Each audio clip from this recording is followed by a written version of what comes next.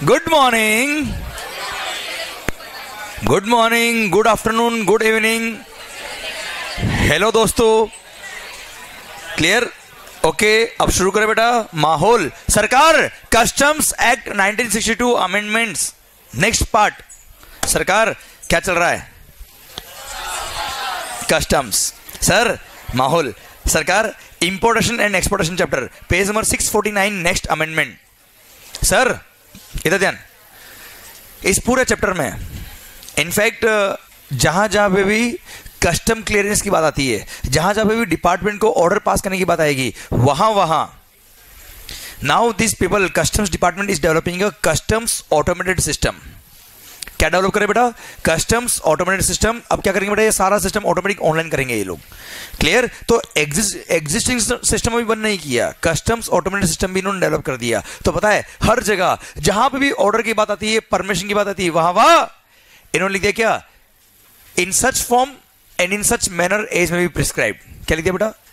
Such form तो पहले भी लिखा था बेटा, अब इन such manner as may be prescribe. मतलब क्या करेंगे? This will they will prepare a rules, clear? Rules वगैरह इशू करेंगे ये लोग, और रूल्स एंड रेगुलेशन इशू करके कस्टम्स ऑटोमेटेड सिस्टम के थ्रू क्या करेंगे? ये कस्टम क्लियरेंस, कस्टम्स का सर जितना भी असेसमेंट का ऑर्डर वगैरह पास होना है इनका, सब कस्टम्स ऑटोमेटेड सिस्टम के थ्रू डाइवर्ट करेंगे बेटा ये। तो हर जगह पूरे चैप्टर में जहां जहां प्रोसीजरल पार्ट है इसमें, भले वो शिपिंग बिल के लिए एक्सपोर्ट के केस में हो या बिल ऑफ एंट्री इंपोर्ट के केस में, बच्चा हर जगह in such manner as may be prescribe लिख दिया। और सर मैंने उसके एनालिसिस में लिखा है कस्टम्स ऑटोमेटेड सिस्टम के रिगार्डिंग बेटा। हाँ है ना?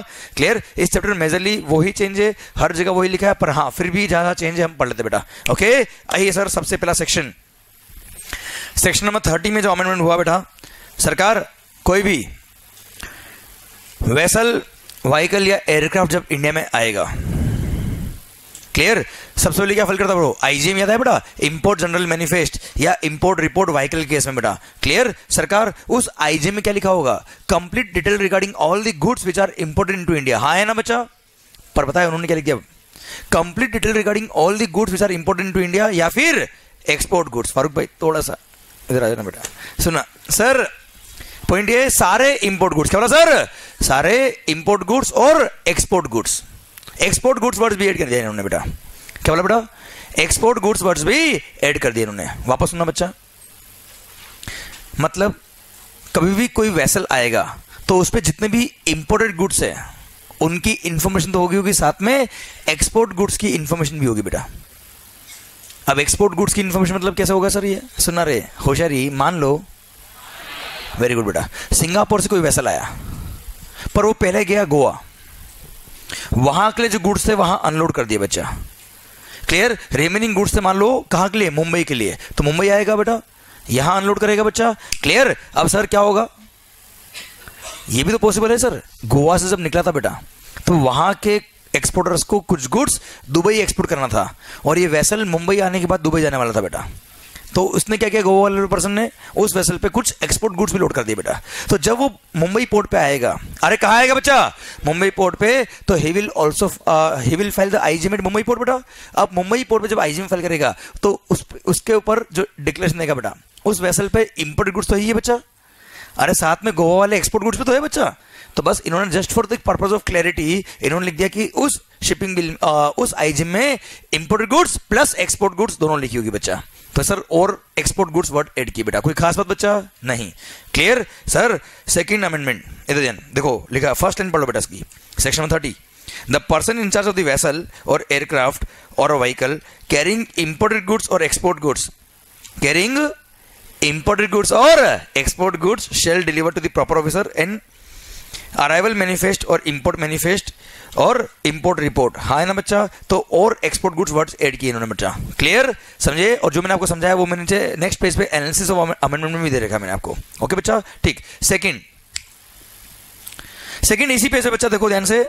ओ भाई, आईजीएम ये जो फाइल करेगा, अच्छा सुनो, जहां जहां इंपोर्ट मैनिफेस्ट वर्ड यूज आए वहां अराइवल मैनिफेस्ट भी यूज करेंगे। याद है बच्चा आपको?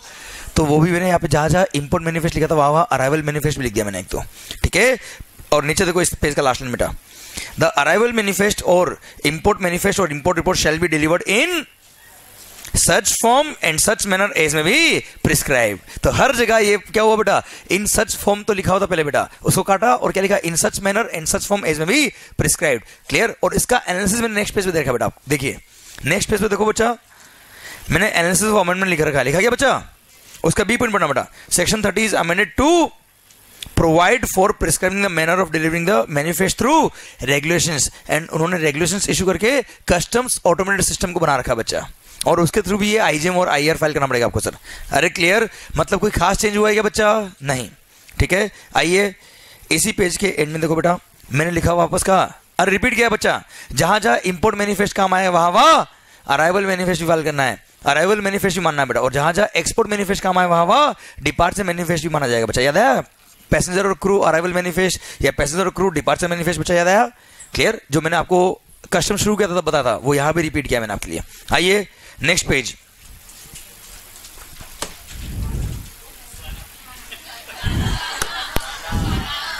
ये गाना गाएगा बेटा, सब सो जाएंगे लास्ट में, इसकी परफॉर्मेंस रात को 10 बजे बेटा। ओके सर, सेक्शन 45 तब पता पड़ेगा रियल में से गाना कौन सुना चाहता है बेटा सर। शुभम भाई माहौल सर, सेक्शन 45 बच्चा देखो पेज में 651 सुनो, अगेन क्या ऐड हुआ बेटा, अरे ओ गुड्स अनलोड होता है बेटा, after unloading goods are given to the custodians who held the custody of the goods unless a valid order has been passed. Clear? तो valid order will be passed in such form and in such manner as may be prescribed. ये word add हुए बेटा, पढ़ लो sir, जहाँ लिखा है वो पूरा लाइन पढ़ लो बेटा, है ना।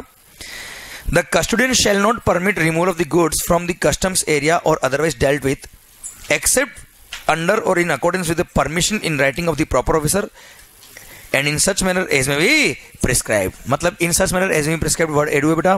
क्लियर, समझे। तो हर जगह जहां पे भी प्रोसीजरल पार्ट की बात आएगी, ऑर्डर की बात आएगी, वहां पे as may be prescribe add किया, क्यों, कस्टम्स ऑटोमेटेड सिस्टम को लिंक करने के लिए बेटा। ओके देखो मैंने नेक्स्ट पेज पे एनालिसिस में लिखा भी बेटा, एनालिसिस ऑफ अमेंडमेंट क्या लिखा मैंने बेटा, section 45 is amended so as to provide for clearance of the goods by customs automated systems as may be prescribed in addition to existing system of the clearance by the proper officer बच्चा।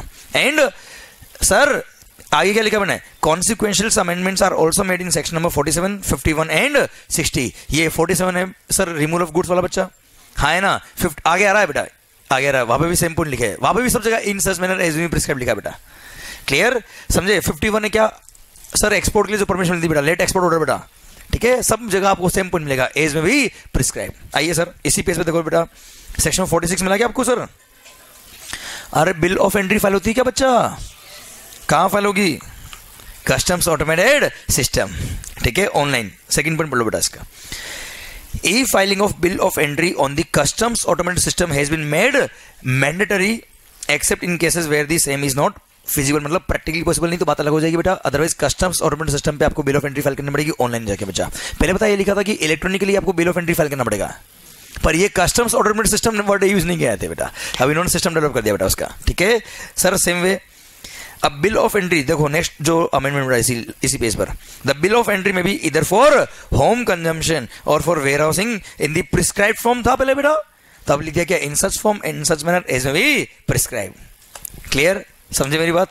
तो again हर जगह change किया है, क्यों किया बेटा, customs automated system को link करने के लिए बेटा। कोई खास बात बच्चा, इसी पेज पे देखो, ये पढ़ाने से पहले मैं आपको समझाता हूँ पहले क्या था बेटा, क्योंकि चेंज कुछ नहीं हुआ है, केवल वर्डिंग चेंज हुए to clarify the words. Okay इधर ध्यान, पता है वेसल व्हीकल या एयरक्राफ्ट आने से पहले, आईजीएम फाइल नहीं हुआ उससे पहले, एडवांस में भी बिल ऑफ एंट्री फाइल कर सकते हो इफ इट इज एक्सपेक्टेड कि विद इन नेक्स्ट 30 डेज वो वेसल व्हीकल या एयरक्राफ्ट आ जाएगा बेटा। तो क्या ये लिखा था विद इन नेक्स्ट 30 डेज, तो विद इन तो क्या होता है बेटा, बाद वाले 30 दिन होते बच्चा, तो बस वर्डिंग चेंज करके क्या लिखा बेटा, इफ इट इज एक्सपेक्टेड कि at least 30 days prior to arrival of the vehicle vessel aircraft, हाँ है ना, वो वर्डिंग चेंज किए क्लैरिटी लाने के लिए, नथिंग एल्स, को चेंज नहीं किया। पढ़ लो वर्डिंग नहीं वाली वर्डिंग पढ़ लो बेटा। Provided that a bill of entry may be presented, देखो लिखा था विद इन 30 डेज, उसको काटा बच्चा और क्या लिख दिया, provided that a bill of entry may be presented at any time not exceeding 30 days prior to the expected arrival of the aircraft vessel or vehicle by which the goods have been shipped for importation into India बेटा, हाँ है ना। देखो मैंने bracket में लिखा भी बेटा आपके लिए, देखो amended by finance act 2018 with effect from 29 March 18 to clarify, देख अमेंडमेंट कुछ भी नहीं हुआ, just to clarify the time limit for prior presentation of the bill of entry, nothing else बचा। पहले विद इन वर्ड लिखा था बेटा, तो विद इन तो क्या बाद और जो होता है उसके लिए होता है हमेशा काम, तो 30 days prior to arrival of the vehicle लिख दिया इन्होंने बेटा, ठीक है। माहौल, आइए अगले पेज पे बच्चा, तो बहुत टफ अमेंडमेंट समझ में आ रहा है आपको बेटा, ओके ठीक। देखो एक मार्क का क्वेश्चन बन सकता है किसी भी पॉइंट को लेके बच्चा, कस्टम्स ऑटोमेटेड सिस्टम वर्ड को ध्यान रखना बच्चा आप लोग, एक मार्क का मैक्सिमम बन सकता है, और तो क्या बनेगा सर?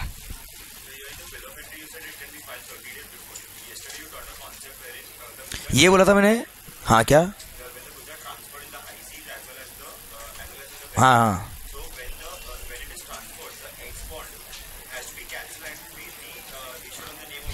वो तो बॉन्ड है बेटा, उससे क्या फर्क पड़ रहा है?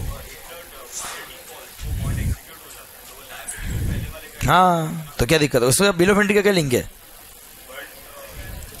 उसका? बिल ऑफ एंट्री से क्या लिंक है बेटा? आपका पॉइंट सिंपल सा है बच्चा, अगर आपने इसका कोई लिंक ही नहीं बेटा, पहली बात तो ये, ठीक है।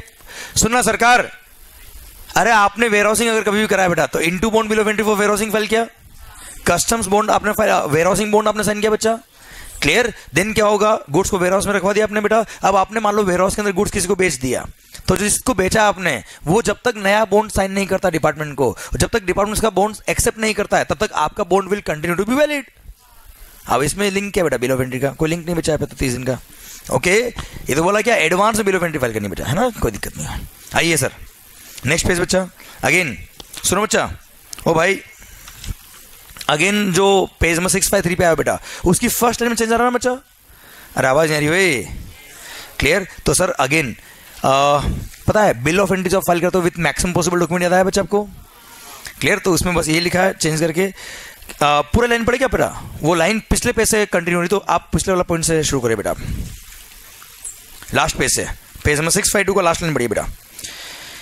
The importer should make a declaration regarding correctness of the content of the bill of entry and मतलब इंपोर्टर जो होगा वो बिल ऑफ एंट्री में लिखता है कि सारे जो कंटेंट में लिखे वो सही लिखे बेटा, and shall in support of such declaration produce to the proper officer the invoice if any and such other documents relating to imported goods as may be prescribe. तो पहले केवल इनवॉइस के बारे में लिखा था इन्होंने बेटा कि invoice if any relating to imported goods तो देना पड़ेगा, तो सर अब invoice if any and such other document as may be prescribe बेटा, जो भी डिपार्टमेंट बताएगा ये सब डॉक्यूमेंट आपको देने पड़ेंगे बेटा, क्लियर। प्लस ये नया पॉइंट ऐड हुआ बेटा सेक्शन 46 सबसेक्शन 4A कि the importer who presents bill of entry shall ensure the following, namely the accuracy and completeness of the information given therein बेटा, कि जो इसमें लिखा है वो सही लिखा है बच्चा। Second the authenticity and validity of the document supporting it बेटा, वो डॉक्यूमेंट जितने में अटैच कर रहा है बेटा वो डिक्लेरेशन देगा कि जो डॉक्यूमेंट लगा है वो वैलिड है और ऑथेंटिक है बेटा, फेक डॉक्यूमेंट नहीं है बेटा। And third he shall, sir सुनना बेटा, ensure compliance with the restrictions or prohibition if any relating to the goods under this act or under any other law for the timing in force, की अगर कोई restriction या condition या कोई prohibition लगाया तो उसको मैंने कंप्लाई किया है, क्लियर, मैंने वायलेट नहीं किया किसी कंडीशन को बच्चा, हाँ है ना। तो देखा जाए तो वो केवल एक डिक्लेरेशन देना बेटा, एडिशनल डिक्लेरेशन देना कि जो मैंने बिल ऑफ एंट्री में लिखा वो सही है, क्लियर। डॉक्यूमेंट जो लगा है वो वैलिड डॉक्यूमेंट है बेटा, और सर कोई रेस्ट्रिक्शन या प्रोहिबिशन था तो मैंने उसको कंप्लाई किया है, क्लियर, और कोई खास अमेंडमेंट नहीं बचाइए, क्लियर। एडिशनल डिक्लेरेशन दिया so that importer should be responsible for all this things, ठीक है। एंड सर इसी पेज के एंड में देखिए बेटा, जब सेक्शन नंबर 47 बच्चा बिल ऑफ एंट्री फाइल कर दिया, असेसमेंट हो गया, ड्यूटी का अमाउंट पे करना है बेटा, फिर ऑर्डर पास होगा किसके लिए बेटा? रिमूवल के लिए। तो ऑर्डर जो पास होगा in such form and in such manner as we prescribe, again customs automated system को लिंक कर दिया बेटा, क्लियर। पढ़ो, provided that such order may also be made electronically through the customs automated systems on the basis of the risk evaluation through appropriate selection criteria, clear. ये word add किया बेटा, clear. और मैंने bracket में ये proviso क्यों add हुआ उसका एनालिसिस लिखा बेटा, proviso inserted by Finance Act 2018 with effect from 29th of March 2018 so as to have the provision for clearance of the goods by the customs automated systems in addition to the existing clearance by the proper officer बेटा। अभी same line आगे 3 बार और मिलने वाली है आपको बेटा, clear, क्योंकि सर ये तो इंपोर्ट का था बेटा, अब एक्सपोर्ट का आएगा, फिर वेयरहाउसिंग वाला भी आएगा बच्चा, तो वहां पे वेयरहाउसिंग चैप्टर में भी सेम पॉइंट मिलेंगे आपको बेटा, वेयरहाउसिंग के चैप्टर में भी मिलेगा सेम पॉइंट आपको बेटा, ओके।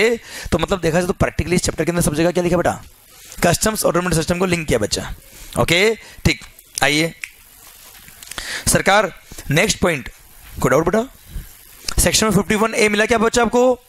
पढ़ो heading, payments made through electronic cash ledger. ओहो, आपने सुना होगा, पढ़ा होगा जीएसटी के अंदर जो टैक्स का पेमेंट करते हो कहा जाता पहले इलेक्ट्रॉनिक कैश लेजर में, और फिर जब टैक्स पे करते हो तब इलेक्ट्रॉनिक कैश लेजर से वो रिचार्ज जो था आपका बेटा वो यूटिलाइज होता है। याद है क्या बच्चा? हाँ है ना, पता है। Same system they now want to introduce in customs, पर this section is not yet made applicable. Clear? इसलिए गवर्नमेंट एक डेट नोटिफाई करेगी, उस दिन से एप्लीकेबल होगा। क्लियर? मैंने सेक्शन दे रखा पर अभी काम का नहीं है। ओके बच्चा, देखो इसलिए मैंने पढ़ने की जरूरत नहीं बेटा, पर फिर भी आपको आता है बेटा। इलेक्ट्रॉनिक कैश ज्यादा है बेटा, कस्टम वाला जीएसटी वाला वही सिस्टम यहाँ डालेंगे बच्चा ये लोग। क्लियर? एब्सोल्युटली सेम सिस्टम बेटा, पर मैं नोट डाल के दिया बेटा। Note, this section will come into effect from such date as the central government may notify by notification in the official gazette appoint बेटा। मतलब जिस दिन से सेंट्रल गवर्नमेंट अपॉइंट करेगी डेट, उस दिन से ये एप्लीकेबल होगा, अभी ये एप्लीकेबल नहीं है, इसलिए आपको अभी पढ़ने की जरूरत नहीं, पर वैसे भी आपको आता है सेक्शन बेटा। ओके बच्चा ठीक, अभी पढ़ने की वैसे जरूरत नहीं बेटा आपको। आइए, इतनी देर आपने इंपोर्ट के लिए पढ़ा, एज में भी प्रिस्क्राइब, अब एक्सपोर्ट के लिए पढ़ना, एज में भी प्रिस्क्राइब बच्चा। सरकार क्या पढ़ रहे हैं बेटा? एज में भी प्रिस्क्राइब हो सर? नहीं सर, आप ध्यान रखना बेटा, किसी भी अमेंडमेंट को आप लाइट मत लेना सर, ठीक है? क्योंकि वी नेवर नो कि कौन सा क्वेश्चन आने वाला है, और पता है एक्सपीरियंस रहा है कि ये इजी अमेंडमेंट भी एक मार्क में आए हैं, और कई बार क्या होता है हम उसको इतना लाइट ले लेते हैं कि हमको पता ही नहीं पड़ता कि क्वेश्चन पूछा क्या था और हम लिख के क्या है। Literally it happens. ओके आइए, section 50 entry of goods for exportation. ओ होशियारी, अरे एक्सपोर्ट करना आपको कोई गुड्स, क्या करना बच्चा? तो सबसे पहले एक्सपोर्टर आएगा, कस्टम पोर्ट पे आएगा, गुड्स लेके आएगा और शिपिंग बिल फाइल करेगा। याद है बच्चा? अच्छा, शिपिंग बिल ऑनलाइन फाइल होता है बेटा। अच्छा, व्हीकल के थ्रू भेजे तो बिल ऑफ एक्सपोर्ट बेटा ऑनलाइन फाइल होता है बच्चा। अब ऑनलाइन कहां फाइल होगा बेटा? In such form, in such manner as may be prescribed on the customs automated system बच्चा। ओके डन, एक पॉइंट तक खत्म होता है अब बेटा। क्लियर? देखो मिला क्या बेटा? मैंने अंडरलाइन भी किया हुआ बेटा आपके लिए। On the customs automated system in such form and such manner as may be prescribed, और नीचे वापस क्या लिखा बेटा? कमीशन चाहे तो, क्या बोला सर? कमीशन चाहे तो, अगर ये प्रैक्टिकली पॉसिबल नहीं हो रहा है तो चाहे तो किसी अदर मैनर से भी अलाउ कर सकता है बच्चा। ठीक है माहौल? आइए, इसी का पॉइंट नंबर 3 देखिए बेटा, सब सेक्शन नंबर 3। ओ भाई, अभी याद आया क्या? बिल ऑफ एंट्री के अंदर आपने डिक्लेरेशन दिया था कि जो भी लिखा है सही लिखा है, डॉक्यूमेंट्स वैलिड लगा है बेटा, वैसे ही शिपिंग बिल में भी लिख दिया बेटा। पढ़ लो बेटा। The exporter who presents a shipping bill or bill of export under this section shall ensure the following, namely the accuracy and completeness of the information given therein. Second, the authenticity and validity of the document supporting it, and compliance with the restrictions or prohibition, if any, relating to the goods under this act or under any other law for the time being in force. Clear? पक्का बच्चा? Done, point खत्म होता है अब बच्चा। सरकार अब सुनो रे, आपने तो शिपिंग बिल फाइल किया, नाउ कस्टम ऑफिसर क्या करेगा? उसको असेस करेगा, वेरीफाई करेगा, एवरीथिंग फाउंड ओके। ड्यूटी अगर पे करना है तो पे करवाएगा, और फिर वो ऑर्डर पास करेगा किसका बेटा? कस्टम्स क्लियरेंस का बच्चा। और वो जो ऑर्डर पास करेगा through customs automated system as may be prescribed. हाँ है ना बच्चा? क्लियर? पढ़ लीजिए बेटा। सेक्शन 51 का जो अमेंडमेंट है बेटा, सेम लाइन एड हुई जो सेक्शन 47 में clearance of goods for home consumption था, अब एक्सपोर्ट के लिए बेटा। प्रोवाइडेड दैट सच ऑर्डर में also be made electronically through customs automated system on the basis of risk evaluation through appropriate selection criteria बच्चा। क्लियर? सर मतलब appropriate selection criteria के through ये रिस्क इवैल्यूएशन बेसिस करेंगे बच्चा, और उस base पर क्या करेंगे? एसएससी को सेलेक्ट करेंगे और कस्टम्स ऑटोमेटेड सिस्टम के थ्रू फिर ऑर्डर पास करेंगे ये लोग बेटा। And sir, proviso inserted by finance act 2018 with effect from 29th March 18, so as to have a provision for clearance of the goods by the customs automated systems in addition to existing clearance by the proper officer। माहौल बहुत भारी change हुआ बेटा। आइए next page,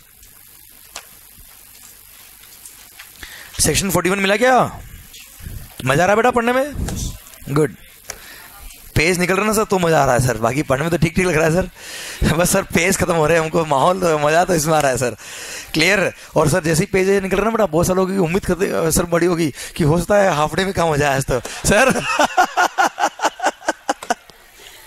सबके दिल की बातें मैं समझता हूँ, ध्यान रखना सर। पर छोड़ूंगा नहीं, ध्यान रखना बेटा, इतना पकाऊंगा बेटा सर। सर वक्त तो पूरा लूंगा मैं आपका। सेक्शन 41, हाँ गाने भी गा लेंगे बेटा, पर पता पड़ा और कॉन्फ्रेंस डूबा गया बेटा, पता पड़ा 9 की जगह 10 बज गई रात की बेटा। पढ़ो ढंग से सेक्शन 41।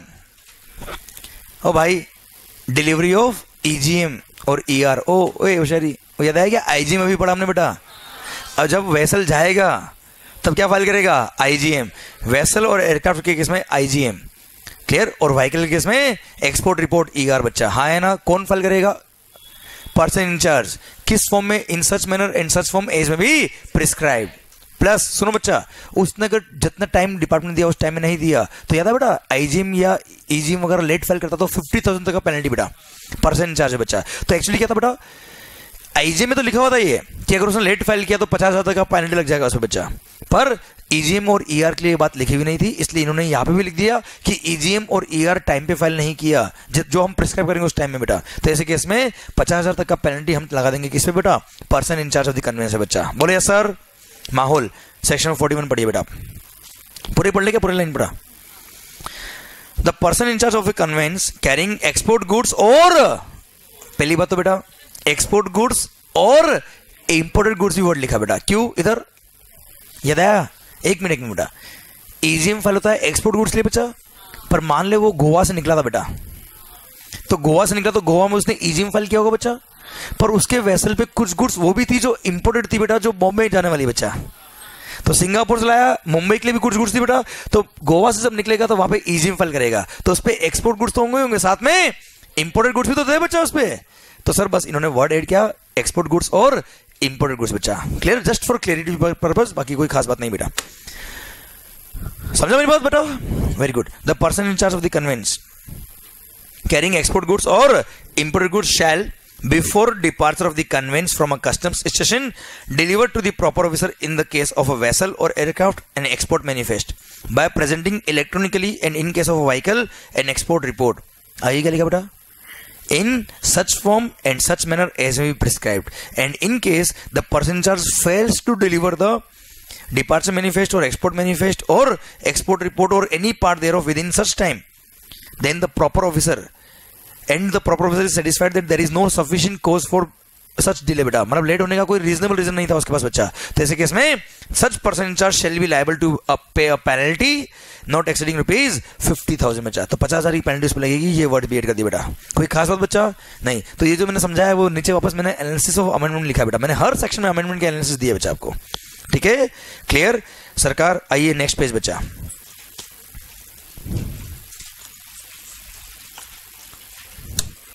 ट्रांजिट गुड्स और ट्रांसशिपमेंट गुड्स बच्चों।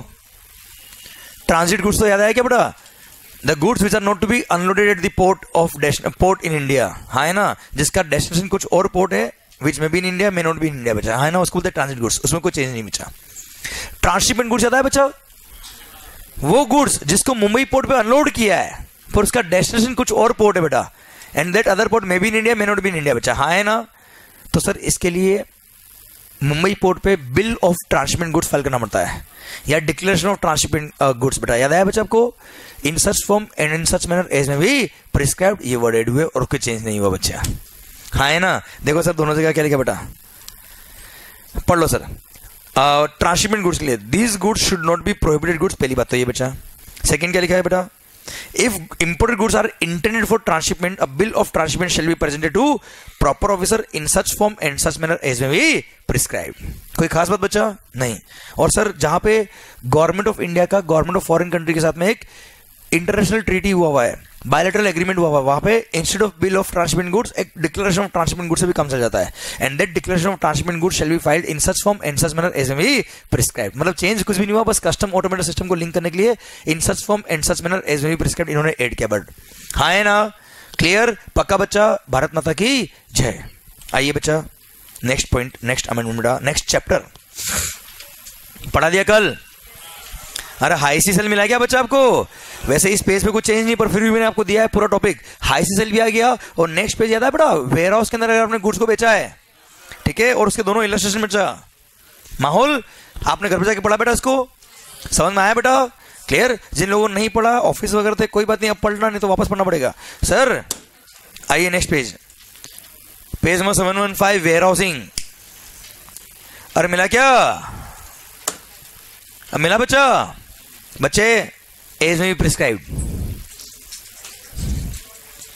अरे तो खुश हो रहे बेटा, तुम दुखी हो रहे हो। और अरे मजा आ गया सर, एक और अमेंडमेंट खत्म हो गया, आपको तो ये होना चाहिए बच्चा। Clear? Page number 715 warehousing बच्चा। आइए एंड ऑफ द पेज।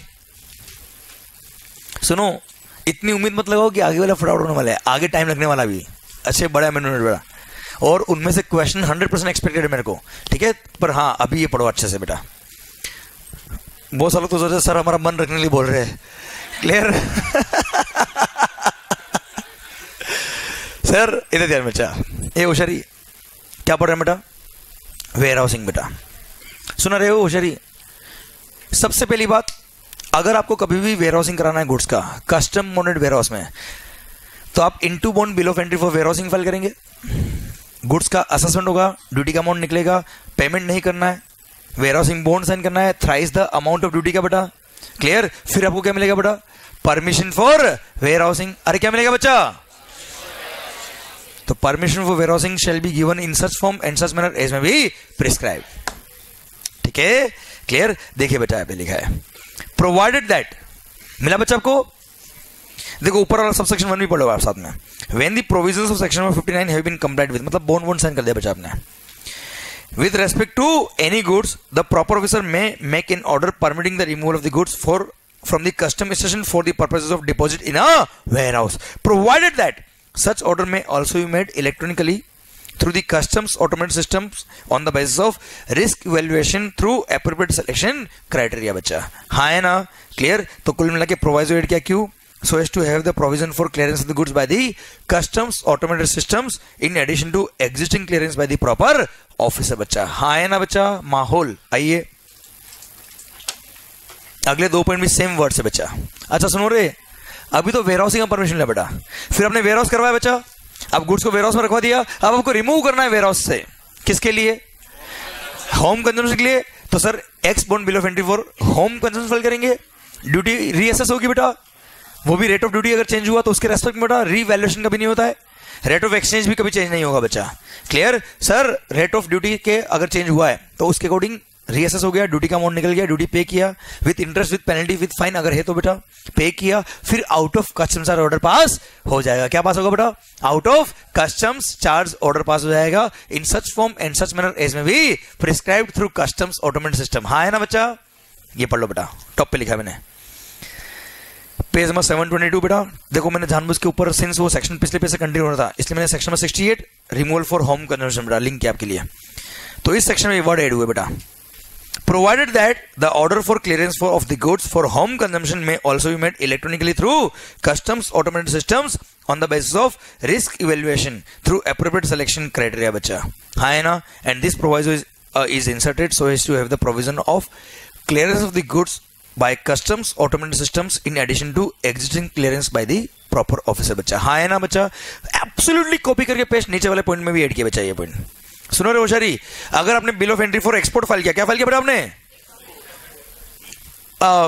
मैं भी बताने क्या बोल रहा हूं। अरे आपने बिल ऑफ एक्सपोर्ट फाइल किया या शिपिंग बिल फाइल किया एक्सपोर्ट के बच्चा। गुड्स का है बच्चा अभी वेयर हाउस में और वही से आपने एक्सपोर्ट किया तो एक्सपोर्ट शिपिंग बिल या export bill of export file किया आपने हाँ है ना? वो असेस करेगा, क्लियर? परमिशन देगा और परमिशन देगा थ्रू कस्टम्स ऑटोमेटेड सिस्टम देगा बच्चा हाँ है ना? ये वर्ड वापस सेम कॉपी करके पेस्ट किया नीचे, पढ़ लो sir. Provided that the order for clearance of the goods for export may also be made electronically through customs automated systems on the basis of risk evaluation through appropriate selection criteria बच्चा हाँ है ना? तो ये appropriate selection criteria के through क्या करेंगे? कुछ शिपिंग बिल को सेलेक्ट करेंगे और उसके थ्रू सर क्या करेंगे?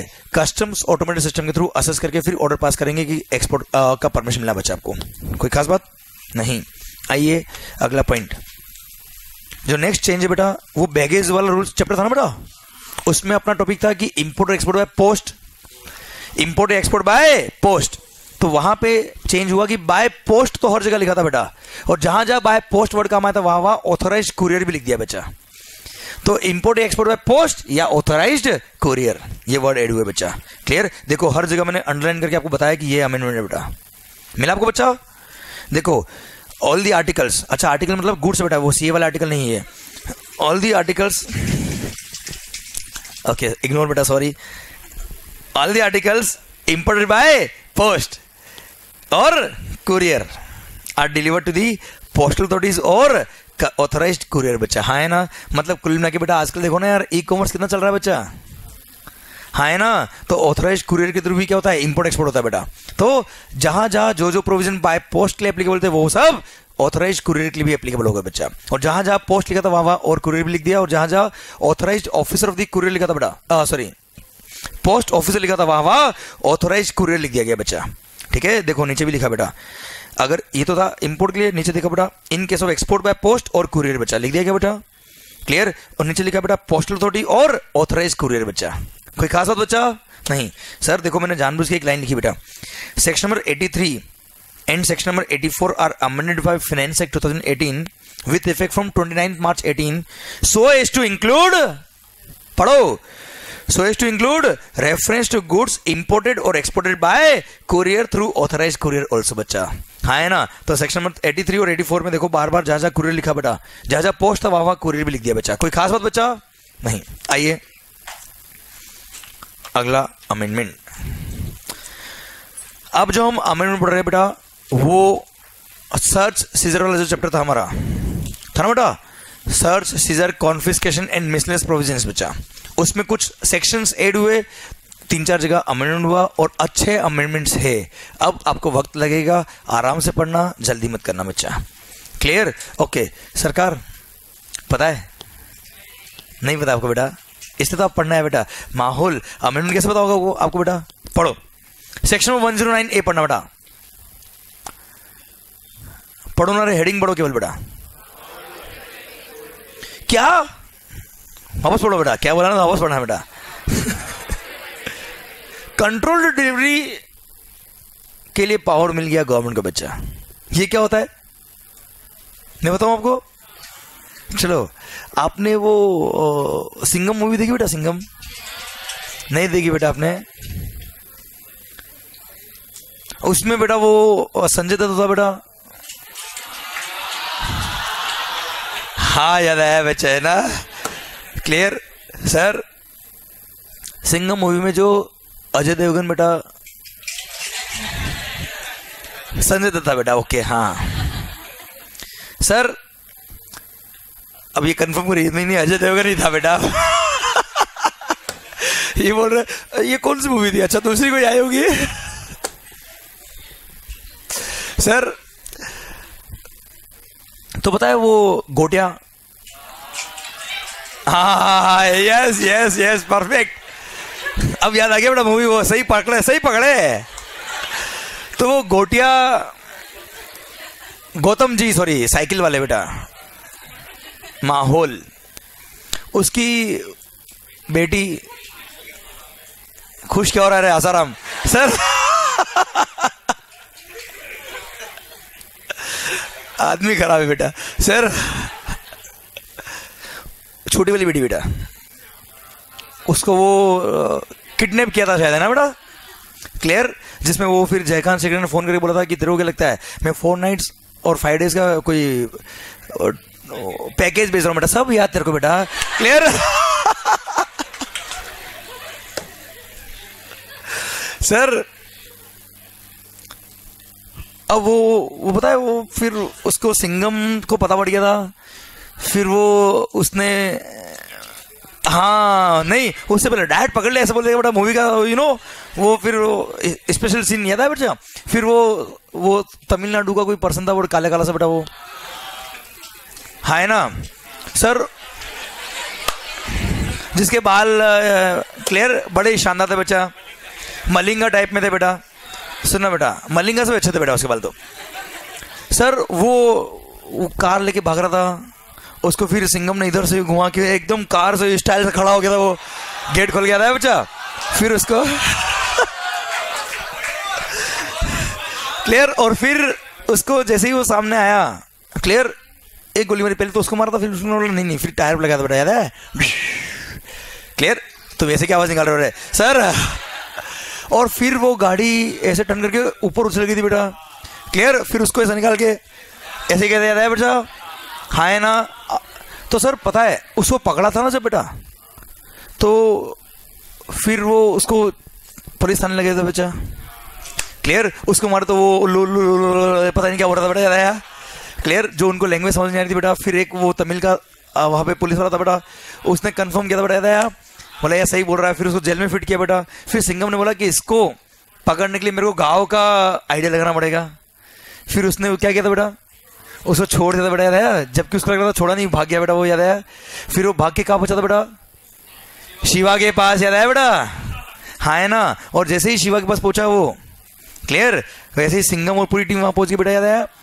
मतलब अच्छा, सिंघम की टीम वहां पहुंची कैसे बेटा? गाड़ी से। क्लियर, आप शुरू से ऐसे थे, अभी अभी जैसे ऐसे हुए बेटा सर? अच्छा गाड़ी से पहुंचे तो कैसे पहुंची वहां तक, शिवा तक बेटा? फॉलो करी थी, किसको फॉलो करी थी बेटा? वो घुंघराले बाल वाले को। उसको बोलते हैं कंट्रोल्ड डिलीवरी बच्चा। ये पावर आ गया किसमें? कस्टम्स के अंदर बच्चा।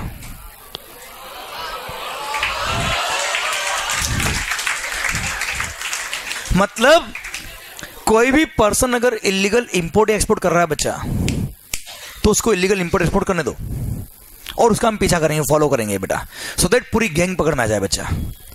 हाँ है ना? क्लियर। अगर केवल उस तमिल वाले को पकड़ता तो उसका हाथ शिवा तक नहीं पहुंचता, और अब उसके थ्रू शिवा तक पहुंचा और शिवा के थ्रू वो जयकांत शेखर तक पहुंच जाएगा बेटा, याद है आपको?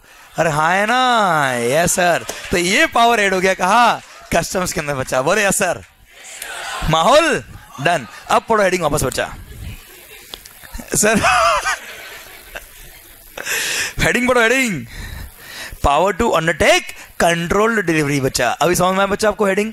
क्लियर। अब सेक्शन का लैंग्वेज पढ़ेंगे बड़ा। अब क्या आपके माइंड में इमेज रहेगी बच्चा? क्लियर। अब अच्छे से पढ़ पाएंगे आप लोग। सरकार पढ़ना बेटा। और पता है इसको लिंक करता हूं आगे एक और सेक्शन से बच्चा। मतलब in fact they can take help of a foreign government also बच्चा। अच्छा जरूर थोड़ा इंपोर्ट के टाइम में पकड़ेंगे बेटा, हो सकता है इलीगल एक्सपोर्ट करो बच्चा आप लोग, तो दूसरी कंट्री जा रहे हो तो वहां पे भी तो इंडियन गवर्नमेंट को अलाउ होना चाहिए बच्चा। जैसे आपने मूवी देखी हुई किक बेटा, अरे किक मूवी देखी बेटा सलमान खान की बच्चा? नहीं देखी बेटा आपने बिल्कुल भी? क्लियर। अच्छा तो उसमें पता है वो इंडियन जो वो पुलिस वाला था बेटा, वहां पहुंचा था बेटा, मना करें मतलब आपको याद आ गया बेटा, ठीक है ना सर? मैंने आपको पता कैसे पता वहां पहुंचा था नहीं पहुंचा था बेटा? तो सर वो वहां पहुंचा तो वहां की पुलिस वाले भी उसकी हेल्प करते बेटा। वो इस तरह के सेक्शन सब कस्टम्स एक्ट में भी ऐड हो गए बेटा, क्योंकि आपकी बार सर सेक्शन 109 ए बोलता है क्या? Power to undertake control delivery notwithstanding anything content in this act. इस एक्ट में क्या लिखा हो हमें कोई कंसर्न नहीं है। The proper officer or any other officer authorised by him in this behalf may undertake controlled delivery of any consignment of such goods and in such manner as may be prescribed. Clear. और वो control delivery क्यों करेंगे? To any destination in India, हो सकता है वो India में goods आ रहा हो, उसको कंट्रोल डिलीवरी करके ला रहे हैं लोग। क्लियर। या फिर वो गुड्स कहां जा रहा है बेटा? फॉरेन कंट्री, तो फॉरेन कंट्री भी वो उसको फॉलो करते हुए पहुंचेंगे बेटा। Clear. Or to a foreign country in consultation with the competent authority of such country to which such consignment is destined बच्चा। हाँ है ना? उस फॉरेन कंट्री से कंसल्ट करके उसको फॉलो करते हुए वहां तक पहुंचेंगे, सो दैट पूरी गैंग पकड़ में आ जाए बच्चा। Explanation for the purpose of this section: controlled delivery means the procedure of allowing consignment of such goods to pass out of। बेटा इलीगल गुड्स है फिर भी उसको कस्टम क्लियरेंस अलाउ कर देंगे बच्चा, है ना? सो दैट हम उसको कंट्रोल डिलीवरी कर पाए बच्चा। Clear sir. Means the procedure of allowing the consignment of such goods to pass out of or into the territory of India with the knowledge and under the supervision of the proper officer बच्चा। वो जो तमिलनाडु वाला याद है घुंघराले बाल वाला बच्चा? Clear. वो भाग के गया था बेटा, पर वो अंडर द कंट्रोल और सुपरविजन ऑफ सिंघम था बच्चा। तो with the knowledge and under the supervision of the proper officer for identifying the persons who all are involved in the commission of an offense or contravention under this act। जो भी लोग इसमें involve है, अरे हाँ उन सबको पकड़ने के लिए पता है। अगर आप आउट ऑफ इंडिया भी रहते हो बेटा और आपने कस्टम से का कोई ऑफेंस किया है तो वहां पे आके भी पकड़ेंगे आपको बेटा। याद आया? आवाज नहीं आ रही? याद है सेक्शन 1 में अमेंडमेंट किया बेटा? देखो ध्यान से, सारे सेक्शन लिंक हो रहे शायद आपके बेटा।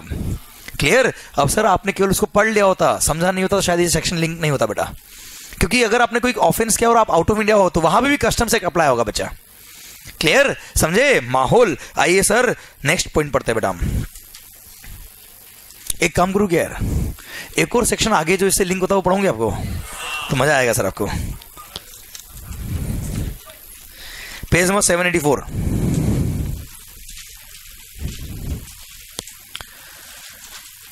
समझ में आ रहा बच्चा आपको? ये देखो 151 बी एड हुआ बेटा, पॉइंट 151 बी बच्चा एड हुआ। सुना बच्चा, देखो किसी भी सेक्शन का लाइट मत लेना, वी नेवर नो कि कौन सा क्वेश्चन कब एग्जाम में आने वाला है। क्लियर, समझे? अपने को हर एक चीज पढ़नी है, भले वो छोटी हो बड़ी हो, वी डोंट केयर। और हमको प्रैक्टिकली पढ़ना है, थ्योरी नहीं पढ़ना बेटा। देख अपनी चॉइस होती है, या तो थ्योरी समझ के पढ़ या प्रैक्टिकल समझ बच्चा। और प्रैक्टिकल समझ के अगर पढ़ते तो अपनी लैंग्वेज में आंसर लिख पाएंगे, और थ्योरी समझोगे तो कभी आपको याद करना पड़ेगा, रटना पड़ेगा, और आंसर नहीं लिख पाएंगे आप लोग। क्लियर? और वापस से कह रहा बेटा, बैरेक की लैंग्वेज लिखना जरूरी नहीं होता है। क्लियर? आइए सर 784 हेडिंग पढ़ो। Reciprocal arrangement for exchange of information facilitating trade. सुनो बच्चा, हिंदुस्तान में कोई गुड्स इलीगली इंपोर्ट कर रहा है, या हिंदुस्तान से कोई गुड्स इलीगली एक्सपोर्ट कर रहा है, तो कहां से इंपोर्ट कर रहा है, कहां से एक्सपोर्ट कर रहा है बच्चा? इंडिया में तो आ रहा है, पर कहां से आ रहा है बेटा? बिल्कुल पागल हो गए क्या रे? आउटसाइड इंडिया से आएगा ना बेटा। इंपोर्ट आउटसाइड इंडिया से होता है बेटा, और एक्सपोर्ट होता तो इंडिया से आउटसाइड इंडिया जाता बच्चा। तो आप मान लो इलीगल इंपोर्ट एक्सपोर्ट में इन्वॉल्व थे बच्चा। क्लियर? अब सरकार, अब जो पर्सन बाहर से गुड्स इंडिया में भेज रहा है बेटा, क्लियर, या आपने इलीगल गुड्स इंपोर्ट किया, तो सर आपके अगेंस्ट इन्वेस्टिगेशन करने के लिए अगर आउट ऑफ इंडिया से कोई इंफॉर्मेशन चाहिए, तो वो फॉरेन कंट्री अपनी मदद करेगा कि नहीं करेगा बच्चा? ऐसे हाँ करेगा, करने से कुछ नहीं होता बेटा, करेगा। क्लियर? पूछो मनमोहन जी से बेटा, कोई हेल्प करता था क्या? Clear sir? और सर सेक्शन 8 किया है बेटा, यहाँ पे सेक्शन 8 किया है कि हमारी सरकार सामने वाली सरकार की हेल्प करेगी, और वो सरकार भी हमारी मदद करेगी, और उनके कॉरेस्पॉन्डिंग कस्टम्स एक्ट या उनके रिलेटेड जो कस्टम एक्ट होगा बेटा, उनकी कंट्री का जो रेस्पेक्टिव कस्टम्स रिलेटेड एक्ट होगा बेटा, क्लियर, उसमें ये सेक्शन इंसर्ट करवाया है गवर्नमेंट ने। और हमारे भी एक्ट में ये सेक्शन 8 किया कि सर हमें कोई भी इंफॉर्मेशन आउट ऑफ इंडिया से चाहिए तो उस गवर्नमेंट से हम हेल्प ले सकते हैं, और उसने अगर हेल्प करेगी, इन्फॉर्मेशन हमको दी है, तो that will act as an evidence against you बच्चा। एंड दैट डॉक्यूमेंट्री एविडेंस जो बाहर से आई है, जो इन्फॉर्मेशन बाहर से आई है बेटा, वो कोर्ट भी एक्सेप्ट करेगा एज एन एविडेंस। क्लियर? ये सेक्शन 8 किया बच्चा। और हम भी कॉरेस्पॉन्डिंग कंट्री की जितनी मदद हो पाएगी हम करेंगे बच्चा। ये सेक्शन लिखा है बेटा, हाँ है ना? अच्छा, ये सेक्शन तो अभी ऐड हुआ बेटा। अच्छा, इस सेक्शन के ऐड होने से पहले भी अगर कोई इन्फॉर्मेशन हमने ली है, तो क्या that will not act as an evidence? तो इस सेक्शन में लिख दिया कि कोई बात नहीं, अगर आपने ये सेक्शन को एप्लीकेबल होने से पहले कोई इन्फॉर्मेशन ली थी गवर्नमेंट ने बेटा, तो उसको भी ये मानेंगे कि इसी सेक्शन के थ्रू ली थी, और that will also act as an evidence in this section बच्चा, इन द कस्टम्स एक्ट बच्चा। हाँ है ना? मजा आ रहा बेटा? मतलब चीजें समझ में आ रही है इंडियन गवर्नमेंट कैसे काम कर रही है बच्चा? हाँ है ना? पढ़ो बेटा, ये सेक्शन पढ़ते तो समझ में आता है कि कुछ तो काम हो रहा है बेटा। क्लियर? सेक्शन 151 रेसिप्रोकल अरेंजमेंट, मतलब आप हमारी मदद करो, हम आपकी मदद करें बेटा। Clear? Reciprocal arrangement for exchange of information facilitating trade. अभी समझ में आ रहा है हेडिंग बच्चा इसका? क्लियर? अब ये थीम दिमाग में रख के सर आप पढ़ो तो क्या होगा, आपका प्रैक्टिकली चीजें समझ में आएगी बेटा। नहीं तो क्या होता, थ्योरी समझ के हम छोड़ देते बेटा इन चीजों को, जबकि कितनी अच्छी चीजें ऐड हुई बेटा। पढ़ो। द सेंट्रल गवर्नमेंट चाहे तो the central government may enter into an agreement or any other arrangement with the government of any country outside India or with such competent authorities of that country as it deems fit for facilitating trade, enforcing the provisions of this act. Customs act का provision apply करेंगे वहां पे भी बेटा। And exchange of information for trade facilitation, effective risk analysis, verification of compliance and prevention, committing and investigation of offenses under provisions of this act or under the corresponding laws in force in that country बेटा। अपने India का customs act और respective जो act होगा सामने वाली country का, clear, उसके थ्रू ऑफेंस वगैरह को प्रिवेंट करने के लिए, उनको दबाने के लिए, ऑफेंस को बेटा रोकने के लिए, ये वो एक्सचेंज ऑफ इंफॉर्मेशन कर सकते हैं बच्चा। गवर्नमेंट चाहे तो एग्रीमेंट कर सकता है दूसरी कंट्री से बच्चा। हाँ है ना? क्लियर? सेकंड क्या लिखा बेटा? द सेंट्रल गवर्नमेंट में by notification direct that provisions of this section shall apply to contracting state। अच्छा, contracting state मतलब मान लो सिंगापुर बेटा, सिंगापुर बच्चा, ठीक है, अपने सिंगापुर इमेजिन करो बेटा। The central government by notification direct that the provisions of this section shall apply to the Singapore with which reciprocal agreement or arrangement have been made subject to such conditions, exceptions or qualifications as may be specified in that notification बेटा। हाँ है ना? हो सकता है कुछ section देखो, since custom act का सेक्शन 1 में लिख दिया बेटा क्या, this act will apply outside India also बच्चा, in respect of any offence committed outside India बच्चा। हाँ है ना, तो सर उस आउटसाइड इंडिया की गवर्नमेंट से क्या करेंगे बेटा, रेसिप्रोकल अरेंजमेंट करेंगे कि हमारे एक्ट का एनफोर्समेंट आप क्या भी कराओ साहब, तो हमारे यहाँ क्या एक्ट अगर वहां भी अप्लाई होगा तो वहां पे आके भी आपके जो इलीगल काम करने वाले लोग हैं, क्लियर, उसको हम पकड़ पाए बेटा, क्लियर। तो उस गवर्नमेंट से वो गवर्नमेंट इंडियन गवर्नमेंट क्या करेगा, एग्रीमेंट करेगा। पर हाँ, सिंगापुर गवर्नमेंट हो सकता है कुछ कंडीशन लगा दे, कुछ रेस्ट्रिक्शन लगा दे बेटा, क्लियर, या कुछ लिमिटेशन लगा दे, वो हम फॉलो करेंगे बच्चा। हाँ है ना सर। सबसेक्शन 3 क्या बोलता है, subject to the provisions of subsection 2, the information received under subsection 1 may also be used as an evidence in the investigations or proceedings under this act, clear, as an evidence काम आएगी बच्चा। and where the central government has entered into a multilateral agreement of exchange of information or documents for the purposes of verification of compliance in identified cases, the board shall specify the procedure।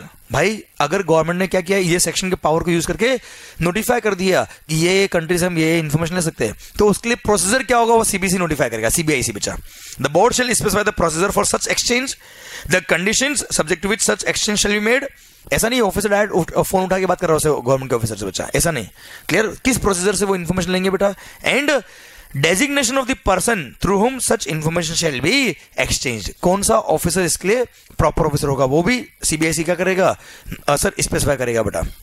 And then subsection 5 बोलता है क्या, not withstanding anything containing subsection 1, 2 और 3 anything done. अच्छा बच्चा सुनो, ये section तो आया कब से, फाइनेंस एक्ट 2018, दैट इज जब पास हुआ एक्ट बना 29 मार्च 2018 से बेटा, क्लियर। पर उससे पहले जो इन्फॉर्मेशन ली वो भी माना जाएगी इस सेक्शन के थ्रू ली बच्चा। पढ़ो, ये सबसेक्शन 5 में लिखा बेटा, not withstanding anything containing subsection 1, 2 और 3 anything done or any action taken or purported to have been taken or done in pursuance of any agreement entered into or any other arrangement made by the central government prior to the date on which the finance bill 18 receives the assent of the president बेटा।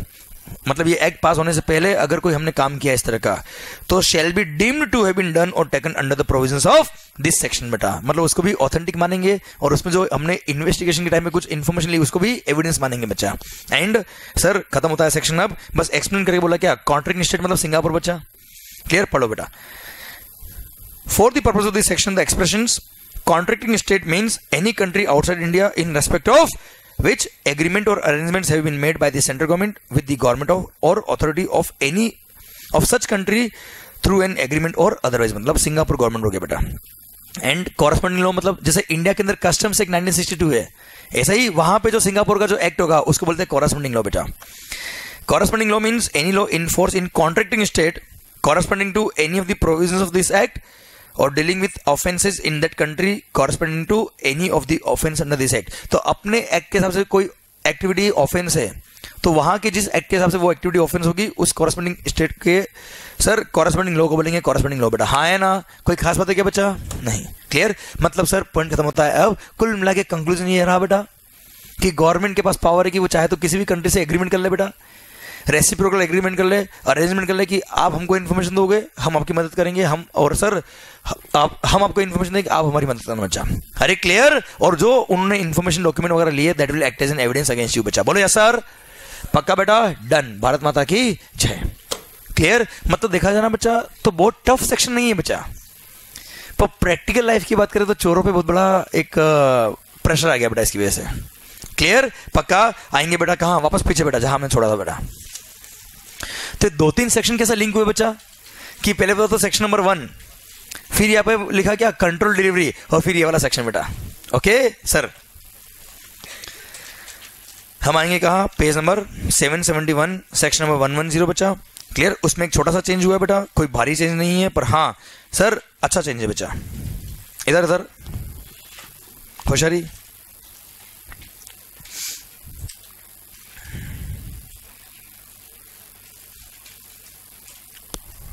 पता है आपको, मैं बताता हूं sir. अगर आपके कोई भी गुड्स सीज हो गए बेटा, क्या हो गया बेटा, तो पता है सीजर के 6 मंथ के अंदर डिपार्टमेंट आपको शो कोज नोटिस देगा कि शो कोज वाई और goods should not be confiscated, और उस 6 मंथ के अंदर शो को सर्व नहीं हुआ तो आप अपने गुड्स वापस से मांगेंगे, गुड्स वापस दे बच्चा। Clear, but releasing the goods does not mean कि ड्यूटी इवेट नहीं हुआ बेटा। बाद में अगर प्रूव हुआ कि ड्यूटी इवेट हुआ तो वो गुड्स आपको वापस लाने पड़ेंगे बेटा, पर एक बार तो छोड़ देंगे ना गुड्स को बच्चा, कितने टाइम में अगर शोकोज नहीं दिया था बच्चा। पर हाँ, कमिश्नर को पावर की वो चाहे तो ये 6 महीने के टाइम को फर्दर एक्सटेंड कर सकता है। कितने महीने के लिए? 6 more month के लिए बेटा। तो मतलब time limit to issue the show cause notice कितना हो गया बेटा? 6 month प्लस 6 month अगर ऑफिसर अलाउ करता है तो, कमिश्नर अलाउ करता है तो, हाँ है ना बच्चा, to issue the show cause notice after seizure बच्चा। और हाँ, इस टाइम में भी शोकोज सर्व नहीं हुआ तो गुड्स रिलीज कर देंगे बच्चा, और उसके बाद डिपार्टमेंट बाद में अगर कभी प्रूव कर देता कि आपने चोरी करी थी तो वो गुड्स वापस आपको लाने पड़ेंगे बेटा। एक बार तो रिलीज हो जाएंगे गुड्स बेटा, हाँ है ना। पर सुनो बच्चा, ए होशियारी, ये तो टाइम दे ही रखा है बेटा, पहले भी यही था, पहले भी यही था बच्चा। इधर अब ये पॉइंट जो एक नया ऐड हुआ यहां पे बेटा, इधर इधर पता है वो तो मैं देखो आपको समझ नहीं आएगा नहीं तो बेटा, मैं लैंग्वेज पढ़ा दूंगा आपको, कोई दिक्कत नहीं मेरे को, पर अभी ध्यान इधर अच्छा चेंज हुआ है। पता है अगर आपके कभी भी गुड्स वगैरह सीज हो जाए तो you have the power, you have the option कि आप चाहे तो ऑफिसर को अप्लाई करेंगे, साहब प्लीज मेरी गुड्स छोड़ दो ना साहब, और ऐसे बोलते हुए छोड़ देगा गुड्स, है ना बेटा। ऐसे केस में आपको ऑप्शन दिया कि आप एक बॉन्ड साइन कर सकते हो बच्चा, clear, along with the security या श्योरिटी जो वो मांगेगा बच्चा, क्लियर। और बॉन्ड अगर साइन किया तो वो एक बार आपके गुड्स प्रोविजनल बेस पे छोड़ सकता है बच्चा, याद आया क्या बच्चा? हाँ है ना, क्लियर। उसको बोलते हैं provisional release of goods under bond, याद आया बच्चा आपको? यस, माहौल। अब आपने मान लो, वेरी गुड, प्रोविजनल रिलीज के लिए अप्लाई कर दिया under the cover of bond, और आपकी गुड्स प्रोविजनल रिलीज हो गए under the cover of bond. तो ऐसे केस में अब अमेंडमेंट करके ये बोल दिया कि अगर ऐसा प्रोविजनल रिलीज के लिए उसने अप्लाई कर दिया तो प्रोविजनल रिलीज का ऑर्डर मिल गया बेटा, उसके गुड्स प्रोविजनल रिलीज हो गए बच्चा। तो ऐसे केस में अब भले ही वो सीजर के 6 मंथ के अंदर शो को सर्व नहीं हुआ तो भी कोई दिक्कत नहीं, क्योंकि ये टाइम लिमिट अब अप्लाई नहीं है, क्योंकि गुड्स एक बार ऑलरेडी क्या कर दिए हमने, रिलीज कर दिए। एक्चुअली क्या था बेटा, इस पे 2 जजमेंट थे बेटा, अलग अलग हाई कोर्ट के अलग अलग जजमेंट थे बेटा। उसमें ये था कि अगर कभी गुड्स प्रोविजनल असेसमेंट करके एक बार आपने रिलीज करा दिया बेटा, और मान लो जब ओरिजिनली सीज हुआ था बेटा उसके 6 मंथ में शो को सर्व नहीं हुआ, तो ऐसे क्या बोलता है, बॉन्ड कर कैंसिल, और ये प्रोविजनल असेसमेंट नहीं, अब तो फाइनल हमारा क्लियर करा दिया बच्चा, प्रोविजनल रिलीज नहीं, ये तो फाइनल रिलीज हो गया, क्योंकि हमारा राइट था कि 6 मंथ में अगर आप शो को सर्व नहीं करते हो तो हम आपसे गुड्स मांग सकते हैं, और ये समझ लो हमने उस राइट से गुड्स मांगा है, clear. Now you can't issue the show cause बेटा, या शोकोस इशू भी करोगे तो गुड्स मेरी आपको एक बार छोड़ना ही पड़ेगा बेटा, हाँ है ना। पर एक हाई कोर्ट ने क्या बोला बेटा कि भाई तूने प्रोविजनल रिलीज कराया, तूने बॉन्ड साइन किया, हमने तेरा गुड्स एक बार छोड़ दिया, क्लियर। तो ऑब्वियस बात है हमारे लिए वो 6 महीने का टाइम लिमिट अप्लाई नहीं होगा, और आप हक से नहीं बोल सकते मेरे गुड्स दे बेटा, और आप ये नहीं बोल सकते बॉन्ड अब कैंसिल कर, क्योंकि गुड्स मैंने रिलीज कर दिया, बॉन्ड कैंसिल कर, यू कांट से बेटा। तो अलग अलग हाई कोर्ट के अलग अलग जजमेंट आ गए बेटा। अब जैसे ही 2 अलग अलग हाई कोर्ट के सेम मैटर पे अलग अलग जजमेंट आए थे बेटा, तो प्रैक्टिकल लाइफ की बेंड बचती बच्चा, क्लियर। इसलिए इस बार इस एक्ट में अमेंडमेंट कर दिया, सेक्शन में बोल दिया क्या कि अगर आपने प्रोविजनल रिलीज के लिए अप्लाई कर दिया under the cover of bond, तो ऐसे केस में time limit of issue of show cause notice of 6 month shall not apply, provision of this section will not apply बच्चा, हाँ है ना। और ऐसे केस में अब डिपार्टमेंट अगर 6 महीने या साल भर के बाद जब भी शो को सर्व करता बेटा वो वैलिड शो कोज होगा, और आपकी गुड्स ये नहीं मानेंगे कि आपका गुड्स फाइनली हमने रिलीज कर दिया बच्चा। अरे क्लियर, पढ़ो बेटा इसको, अभी समझ में आया बच्चा आपको, ये पढ़ना, एक काम करना बेटा, पूरा ही पॉइंट बी पढ़ना बेटा, मिला आपको बेटा, पूरा ही पढ़ेंगे बेटा। Where any goods are seized and no notice in respect thereof is given within 6 months of the seizure of the goods, then the goods shall be returned to the person from whose possession they were seized. But provided that the principal commissioner of customs or commissioner of customs may, for the reasons to be recorded in writing, वो reasons लिख के क्या कर सकता है, ये 6 महीने के टाइम को बढ़ा सकता है बेटा, may extend such period for a further period not exceeding 6 months and inform the person from whom such goods were seized before the expiry of the period so specified बेटा। मतलब ऐसे केस में क्या होगा बेटा, 6 महीने का टाइम है शो को सर्व करने का, पर नहीं इशू कर पाए तो कमिश्नर से वो ऑफिसर क्या करेगा, टाइम और ले लेगा, और कमिश्नर को लगता है कि सही में रीजनेबल ग्राउंड था, तो ऐसे केस में वो फर्दर 6 महीने का टाइम और दे देगा उस ऑफिसर को शो कोस देने के लिए बच्चा, क्लियर। और ऐसे केस में उस असेसी को इंटीमेट कर देंगे कि साहब हमारे पास 6 महीने का वक्त हो रहा है, टाइम हमको मिल गया बेटा, तो गुड्स मांगने मत आना आपने, clear. Provided further that where any order for provisional release of seized goods has been passed under section number 110A the specified period of 6 month shall not apply. Clear? इस line को लिख दो, very important line बच्चा। हो सकता है 2 mark का question आ जाए इस पे बेटा, क्योंकि इसकी वजह से भारी अमेंडमेंट हुआ बेटा, छोटा सा ये वाला। क्लियर? और सुनो, इस पेज के एंड में आपको इलस्ट्रेशन 1 मिल रहा होगा बेटा। सुनो, आपकी जो रेस्पेक्टिव बुक है बेटा, भले वो 16th एडिशन हो मेरा वाला या ये वाला 17th एडिशन वाली बुक हो बेटा, दोनों में ये इलस्ट्रेशन काट देना बच्चा आप, क्योंकि इस अमेंडमेंट की वजह से अब वो जो इलेक्शन 1 था ना बेटा, ये इसी का वो केस लेता बेटा। मैंने बताया ना 2 हाई कोर्ट के अलग जजमेंट थे बेटा। क्लियर? वो इस क्वेश्चन मैंने आपको दे रखे थे बच्चा, पर अब वो जजमेंट काम के नहीं रहे, क्योंकि एक्ट में क्या हो गया बच्चा, अमेंडमेंट। तो आप इलेक्शन 1 पूरे काट देना बेटा। इसका आंसर जो आपको मिलेगा आपकी बुक में रेस्पेक्टिव काट देना बेटा। आपके पास नई वाली बुक नहीं, कोई बात नहीं, same point was there, same question was there in the old book बेटा। ठीक है, कोई दिक्कत नहीं बच्चा। पर हाँ, एनीवे समझ में आया पॉइंट आपको बच्चा? माहौल सरकार, आइए पेज नंबर 779 बच्चा।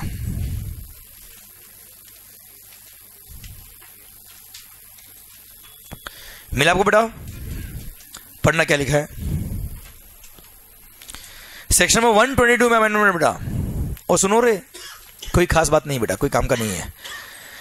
Adjudication of confiscation and penalties. बच्चों, पहले ऐसा था बेटा कि 50,000 तक की गुड्स अगर है तो gazetted officer of customs not sir lower in rank than assistant commissioner, वही केस को एडजुडिकेट कर सकता था बच्चा। मतलब 50,000 से कम अमाउंट है तो असिस्टेंट कमिश्नर से लोअर ऑफिसर भी क्या कर लेगा, एडजुडिकेशन कर लेगा बेटा।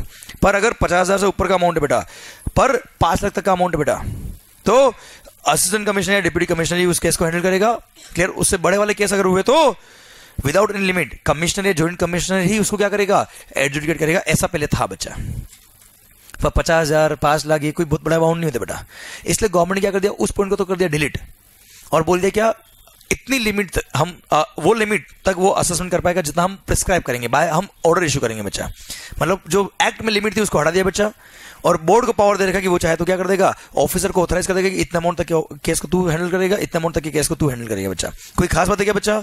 तो पढ़ो, विदाउट एनी लिमिट कमिश्नर या जॉइंट कमिश्नर तो असेसमेंट कर ही सकता है बच्चा, एडजुडिकेशन फॉर कॉन्फिस्केशन और पेनल्टीज बच्चा। और up to such limit by such officer as the board may by notification specify बच्चा। मतलब वो 5 लाख और 50,000 की जो लिमिट थी वो हटा के बोर्ड को पावर दे दिया कि वो स्पेसिफाई जितना करेगा उस लिमिट तक ऑफिसर काम कर सकता है। देख, एक्ट में जब लिखा ना बेटा तो बोर्ड भी उसकी व्यू नहीं जा सकता था बच्चा, और आज तरीके में 50,000 बहुत बड़ा अमाउंट नहीं होता बेटा। इसलिए उसको हटा के क्या कर दिया, बोर्ड के पास पावर दे दिया कि जितना उनको लगता है उतना स्पेसिफाई करके मॉनिटरी लिमिट को बता देगा कि ऑफिसर इतना तू ऑथराइज है, इतना काम इतने बड़े केस के लिए, और इससे बड़े केस के लिए तुम ऑथराइज हो बच्चा। कोई खास बात है क्या बच्चा? नहीं। एग्जामिनेशन के लिए मेरे को लगता है कोई खास बात है ये, पर फिर भी हम नहीं छोड़ सकते इसको। आइए पेज नंबर 70 बेटा, मिला आपको? माहौल, इसमें जो सेक्शन 124 में अमेंडमेंट हुआ है, बहुत भारी अमेंडमेंट है बेटा ये। इसका इंपैक्ट आपको समझ में आने वाला अगले चैप्टर में जो अमेंडमेंट आएंगे बेटा, शो को नोटिस सर्व करने के लिए बेटा। वहां पे अमेंडमेंट हुआ इसलिए यहां पे ऐड किया इस बात को बच्चा, परंतु मैं यहां समझा देता हूं बच्चा। पता है आपको बेटा, पहले ऐसा होता था कि अगर आपने मतलब डिपार्टमेंट ने शोकोज नोटिस सर्व किया, क्या सर्व किया बच्चा, तो अगर किसी एसएससी को किसी पर्टिकुलर पीरियड के लिए किसी पर्टिकुलर मैटर पर अगर शोकोज सर्व हो गया है और उस शोकोज में अगर वो कुछ लिखना भूल गए, जैसे पेनल्टी लगाना भूल गए बच्चा, तो डिपार्टमेंट उसी मैटर के लिए, उसी पीरियड के लिए, उसी एसएससी को रिवाइज शोकोज नहीं दे सकता, ना वो एडिशनल शोकोज दे सकता, ना वो सप्लीमेंट्री नोटिस दे सकता बच्चा। हाँ है ना? अब दे सकता है, मतलब एसएससी को मारो। क्लियर? हमसे गलती हो गई तो रेक्टिफाई करने का पावर दे रखा है बेटा। क्लियर? और डिपार्टमेंट को पावर दे दिया कि वो चाहे तो सप्लीमेंट्री नोटिस भी आपको इश्यू कर सकते हैं। अच्छा सुनो, पॉइंट तो एक लाइन का ऐड हुआ बेटा, पर इंपैक्ट कितने भारी है बच्चा, इंपैक्ट कितना भारी हो गया बच्चा। हाँ है ना? क्लियर? जब मैंने आपको पढ़ाया था बेटा ओरिजिनली, तब मैंने आपको बताया था कि डिपार्टमेंट ने अगर किसी पीरियड के लिए किसी एसएससी को किसी मैटर पे शोकोज दे दिया तो उसको रिवाइज नहीं कर सकता बच्चा। तो रिवाइज नहीं कर सकता पर सप्लीमेंट्री नोटिस भी इश्यू नहीं कर सकता था बच्चा। हाँ है ना? अब वो सप्लीमेंट्री नोटिस इश्यू करके जो लिखना रह गया वो लिख भी सकते बच्चा। और सर बैंड बजेगी अच्छे से बेटा। हाँ है ना? क्लियर? समझा मेरी बात बच्चा? और हाँ, ये सप्लीमेंट्री नोटिस जो इनको इश्यू करना पड़ेगा उसके लिए भी टाइम लिमिट जो होगी ना बच्चा, वो याद आया क्या रे? मिस्टेक के केस में time to issue the show cause is 2 years, fraud वाले केस में 5 years। तो ध्यान रखना वो 2 साल और 5 साल का टाइम है बेटा, उसी टाइम में सप्लीमेंट्री नोटिस इश्यू करना पड़ेगा, उसके बाद नहीं कर सकता बच्चा। क्लियर? बस ये लिखा है बेटा, तो यहां पे भी इस पॉइंट को लिख रहा है बच्चा, बस और कुछ नहीं किया बेटा। Since this section was regarding issue of show cause notice under section 124 बेटा, तो यहां पे प्रोवाइजोएट करके क्या लिख दिया बेटा, आगे शो कोज का सेक्शन पढ़ेंगे 28 बेटा, वहां ये पॉइंट रिपीट होगा, अच्छे से और पढ़ा दूंगा मैं, अभी समझ में आया बच्चा आपको ये, और वहां की वजह से यहाँ पे एड हुआ बेटा point. Provided further that notwithstanding issue of notice under this section the proper officer may issue a supplementary notice under such circumstances and in such manner as may be prescribed. हाँ है ना बच्चा? Clear? CBSE क्या करेगा, regulation बनाएगा इसके लिए कि किस किस मैनर में हम क्या कर सकते हैं, शोकोज के लिए सप्लीमेंट्री नोटिस इश्यू कर सकते हैं बच्चा। क्लियर? और उस मैनर में वो क्या दे पाएंगे, सप्लीमेंट्री नोटिस ऑफिसर दे पाएगा बच्चा। क्लियर? डन, मतलब पावर आ गया डिपार्टमेंट पास सप्लीमेंट्री नोटिस देने का इन such manner as may be prescribed bye CBSE बच्चा। क्लियर? डन। आइए सेक्शन 125, ऑप्शन टू पे fine in lieu of confiscation. अरे होशियारी, याद आया क्या, रिडम्पशन फाइन पक्का माहौल। इधर ध्यान, एक मिनट लिंक करने दो बेटा। मान लो अगर आपके कोई गुड्स क्या हो गए, कॉन्फिस्केट, तो आफ्टर कॉन्फिस्केशन ओनरशिप किसकी हो जाती है बेटा, सेंट्रल गवर्नमेंट की बेटा। वो उन गुड्स की पोजीशन ले लेता है बच्चा, और फिर आपको एक ऑप्शन देगा डिपार्टमेंट, क्या आपको अपने गुड्स वापस चाहिए, आप क्या बोलोगे, कोई मना करेगा? क्लियर? पर आपको बोलेंगे तेरे को गुड्स चाहिए तो तू हमसे खरीद ले बच्चा। क्लियर? समझे? अच्छा डिपार्टमेंट क्या करेगा बेटा उन गुड्स का, वो भी ऑक्शन करके बेचेगा बेटा। तो बेस्ट बायर आप खुद हो बचा उस गुड्स के, तो ऑक्शन का दिमाग क्यों लगा बेटा, आपको दे देना यार। तो आपसे पूछेगा क्या आपको चाहिए, अगर आपको चाहिए तो आप एक फाइन पे करेंगे जिसको बोलेंगे redemption fine to get your goods redeemed from the department. और रिडम्पशन फाइन का अमाउंट कितना होगा बच्चा, दिस रिडम्पशन फाइन का amount can not exceed market value of the goods is reduced by amount of custom duty payable on thereon बच्चा। हाँ है ना? याद है बेटा 1 करोड़ की वैल्यू थी बच्चा, 20 लाख वाज द कस्टम्स, तो कस्टम तो आप ऑलरेडी पे कर चुके हो बच्चा, कस्टम तो पे करोगे ही करोगे, क्योंकि जब कस्टम आप बेटा कॉन्फिस्केट हो गए गुड्स, मतलब ड्यूटी चोरी किया था बेटा आपने, अब जब उन गुड्स को रिडीम कराओगे तो कस्टम तो पे करना ही पड़ेगा आपको बेटा। तो एनीवेज 20 लाख तो आप पे करने वाले हो बच्चा। अब रिडम्पशन फाइन मैक्सिमम कितना पे करना आपको बेटा, market value 1 crore minus 20 lakh, तो 80 लाख आपको क्या पे करना बेटा, रिडम्पशन फाइन पे करना है। हाँ है ना? आवाज नहीं आ रही हुई पर सर, रिडम्पशन फाइन का ऑप्शन दिया आपको बच्चा, आप आए ही नहीं, तो हम इंतजार करते रहेंगे बेटा। क्या हमारा प्रपोजल कब तक रखेंगे आपके सामने बच्चा, 120 दिन के दिन बेटा। मतलब आपको जब रिडम्पशन फाइन का ऑप्शन दिया उसके 120 डेज तक उधर देख भी लोगों नहीं पता पड़ेगा आपको, क्योंकि मैं सेकंड वाला अमेंडमेंट पहले पढ़ा रहा हूं बेटा आपको। क्लियर? बहुत से लोग ऊपर ढूंढ रहे, पता नहीं क्या पढ़ा रहा मंगल बेटा। सर 120 दिन का वक्त मिलेगा, कितना मिलेगा बच्चा, पर 120 दिन में भी आप रिडम्पशन फाइन वाला ऑप्शन एक्सरसाइज करने नहीं आए तो हम अब ज्यादा इंतजार नहीं कर पाएंगे, और ऐसे केस में हम गुड्स को बेच देंगे, डिस्ट्रॉय करेंगे, जो करना है कर देंगे, पर ये ऑप्शन नहीं देंगे बेटा आपको। क्लियर? डन। तो पहले आप पढ़ेंगे कौन सा, सेकंड वाला जो अमेंडमेंट रहा इस पेज के एंड में बेटा, वो पढ़ेंगे हम सेक्शन 125 सबसेक्शन 3 बेटा, where the fine imposed under subsection 1 is not paid within the period of 120 days from the date of option given thereunder, such option shall become void unless an appeal against such order is pending। अच्छा सुनो बच्चा, आपने इस order के against appeal file कर दी बेटा, तो obvious बात है केस अभी पेंडिंग है बेटा, तो वहां तो ये 120 दिन का टाइम अप्लाई नहीं होता बच्चा। हाँ है ना बेटा? पर्सन हो रहे होशियारी। पर ये पॉइंट कब से एड हुआ बेटा,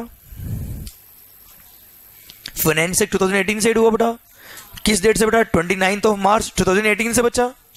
अब मान लो आपके गुड्स पहले क्या कर दिए थे बेटा, उन्होंने 29 मार्च 18 से पहले कॉन्फिस्केट कर दिए, और उससे पहले आपको मतलब कॉन्फिस्केट करने के बाद आपको क्या दे दिया बेटा, रिडम्पशन फाइन का ऑप्शन दे दिया बेटा।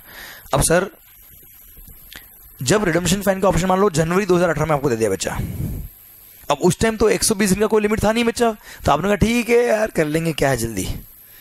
क्लियर? अब डिपार्टमेंट मान लो जनवरी से 120 दिन निकल गए बेटा, वो क्या बोलता है 120 दिन बाद आप आ नहीं सकते बच्चा, तो आप क्या बोलोगे बेटा, हमारे लिए तो 120 दिन उस टाइम पे था ही नहीं बेटा सेक्शन, तो how you can apply 120 days वाला लिमिट बेटा। इसलिए नेक्स्ट पेज पे बेटा एक एक्सप्लेनेशन ऐड करके बोला कि सिंस ये जो पॉइंट है, ये जो सबसेक्शन 3 ये हमने ऐड किया फाइनेंस एक्ट 2018 से, इसलिए अगर उससे पहले अगर आपको रिडेम्पशन फाइन का ऑप्शन दे रखा है तो जिस दिन ये फाइनेंस एक्ट पास हुआ वहां से 120 डेज काउंट करेंगे बेटा। क्लियर? जिस दिन से आपको ऑप्शन देता तब से नहीं बेटा, जिस दिन ये फाइनेंस एक्ट पास हुआ उस दिन से 120 दिन काउंट करेंगे बेटा। पढ़ लो sir. Explanation. For the removal of doubts, it is hereby declared that in cases where an order under subsection 1 has been passed before the date on which Finance Bill 18 receives the assent of the President, that is 29 March 18 beta, and no appeal is pending against such order as on the date, then the option under the said subsection may be exercised within a period of 120 days from the date on which such assent is received. मतलब 29 मार्च 2018 के 120 दिन में आप redemption fine का option opt कर सकते हो, उसके बाद हम आपको मौका नहीं देंगे बेटा। हर एक क्लियर माहौल पॉइंट समझ में आपको बचा है? आइए वापस पिछले पेज पे बचा, ठीक है बेटा? अरे क्लियर सुना रे, रिडेम्पशन फाइन का ऑप्शन है कितने दिन के लिए बेटा? 120 दिन में नहीं है तो हम क्या करेंगे बच्चा? पर उससे पहले 29 मार्च 2018 से पहले आपको गुड्स क्या कर लिया था उन्होंने? कॉन्फिस्केट। और उससे पहले जनवरी, मान लो 14 जनवरी 18 को आपको रिडेम्पशन फाइन का ऑप्शन दिया उन्होंने बेटा। अब वहां पे तो कोई 120 दिन का इंतजार की बात ही नहीं बेटा। क्लियर? तो ऐसे केस में ये एक्ट कब से पास हुआ? 29 मार्च से बेटा। तो 29 मार्च से आपका 120 दिन काउंट करेंगे बेटा, उससे पहले वाला दिन जो थे वो काउंट नहीं करेंगे अभी। ठीक ठीक सर। अब ऊपर वाला जो ए था बेटा, ए होशियारी, ये याद आया क्या? मैं याद करता हूं, याद आएगा। मिस्टेक के केस में शो को सर्व करना और फ्रॉड के केस में शो को सर्व करना। शो को सर्व हो गया, उसके 30 दिन में अगर आपने टैक्स पे कर दिया विद इंटरेस्ट, विद जो भी पेनल्टी, तो मैटर विल कंक्लूड। याद आया बच्चा आपको? और हाँ, आप नहीं माने तो ऑर्डर पास हो गया बेटा। और ऑर्डर पास होने के भी 30 दिन में अगर आपने पूरा टैक्स पे कर दिया विद इंटरेस्ट प्लस, तो ऐसे केस में पेनल्टी 25% हो जाएगी। याद आएगा बच्चा? और अगर आपने वो tax plus interest plus penalty 25% जो थी बेटा वो 30 डेज में पे कर दी बेटा, ऑर्डर के 30 दिन में, तो मैटर विल कंक्लूड। और अगर आपके गुड्स कॉन्फिस्केट हो गए तो इनको छोड़ देंगे बेटा, और वहां रिडेम्पशन फाइन की बात नहीं आएगी, और वहां पे ये सेक्शन जो 125 हम पढ़ रहे वो एप्लीकेबल नहीं होगा। मतलब अगर आप वो 25% पेनल्टी पे करने वाला ऑप्शन लेते हो, तो अगर आपके गुड्स कॉन्फिस्केट भी हो गए थे बेटा तो रिलीज कर दिए जाएंगे, और वहां रिडेम्पशन फाइन वाली बात नहीं आएगी। क्लियर? सरकार वहां ये सेक्शन अप्लाई नहीं होता। पढ़ लीजिए बेटा। प्रोवाइडेड, समझ में बेटा? हिल पक्का मालिक? ओके। सरकार, हाँ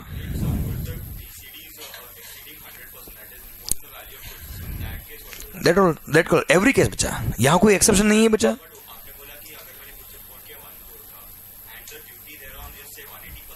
तो देख डेफिनेटली उसकी मार्केट वैल्यू हायर होगी बेटा।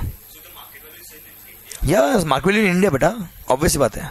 जब भी हम बात करेंगे market value of the goods in India की बात करेंगे, और market value of goods India की बात करेंगे, तो आफ्टर पेमेंट ऑफ कस्टम की बात होती है बेटा हमेशा। क्योंकि इंडियन मार्केट में तो कस्टम लगने के बाद कस्टम क्लियरेंस आएगा ना बेटा मार्केट में, तो वो ऑब्वियसली इंक्लूसिव कस्टम होता है, इसलिए उसको लेस करेंगे तो नेट वैल्यू आ जाएगी बेटा। क्योंकि anyways you are going to pay the custom duty बेटा। यस, वेरी गुड बेटा। आइए पढ़ो ये point. Provided that where the proceedings are deemed to be concluded under section number 28 by paying reduced penalty, that is under proviso to subsection 2 of section number 28 or under clause number 1 of subsection 6 of that section, कुल मिला के 25% वाला option याद आएगा बच्चा आपको? ये clear? In respect of the goods which are not prohibited or restricted बेटा। अच्छा, प्रोहिबिटेड गुड्स और रेस्ट्रिक्टेड गुड्स के लिए ऑप्शन नहीं है लगता बच्चा। क्लियर? वहां तो कॉन्फिस्केशन होता ही होता है बच्चा। क्लियर? अगर आपने वो रिड्यूस्ड पेनल्टी वाला ऑप्शन ले लिया है पे करने का, then the provisions of this section shall not apply. हाँ है ना? मतलब वहां रिडेम्पशन फाइन पे करने की जरूरत नहीं है, आपके गुड्स रिलीज कर दिए जाएंगे बच्चा। बोले यस सर। आइए बच्चा next page, page number 781। 143AA मिला बेटा आपको। अच्छा, पता है यहां क्या लिखा है? सेक्शन में 143AA पढ़ो, पढ़ो ना रे। पावर टू, ढंग से नहीं पढ़े बेटा, टाइम पास कर दूंगा तुम्हें, जल्दी बताओ। Power to simplify or provide different procedure etcetera to facilitate trade. ओ भाई, हेडिंग से थोड़ा सा लिंक क्या होता बेटा? गवर्नमेंट को पावर दे दिया इधर इधर कि वो चाहे तो कुछ कैटेगरी ऑफ इंपोर्टर्स या एक्सपोर्टर्स के लिए कुछ स्पेशल प्रोसीजर या सिंप्लीफाइड प्रोसीजर रख सकता है to promote the trade, so that उनका इंपोर्ट एक्सपोर्ट फास्ट हो जाए, कंडीशन वगैरह कम लग जाए बच्चा, और उसका ट्रेड जो है वो थोड़ा सा बढ़ जाए बच्चा। ये पावर दे रखा है बेटा। और कोई खास बात? सेक्शन खत्म होता है। अब सुनो, पता है सेम पावर जीएसटी में बच्चा, तभी तो आपने देखा हो तो एनआरटीपी बेटा, नॉन रेजिडेंट टैक्सेबल पर्सन के लिए, या ऑनलाइन इंफॉर्मेशन और डेटाबेस एक्सेस और retrieval service out of India वाला था, याद है वेबसाइट बेटा netflix.com, उनके लिए सिंप्लीफाइड फॉर्म ऑफ रजिस्ट्रेशन होगा बेटा, सिंप्लीफाइड फॉर्म ऑफ रिटर्न होगा बेटा उनके लिए, याद है बच्चा, डिफरेंट प्रोसीजर उनके लिए प्रिस्क्राइब कर सकते बेटा। हाँ है ना, सेम सेक्शन यहाँ ऐड कर दिया बेटा कि वो चाहे तो कुछ कैटेगरी ऑफ एसेसी के लिए इस तरह का काम कर सकते बच्चा। क्लियर? पढ़ो बेटा इसको।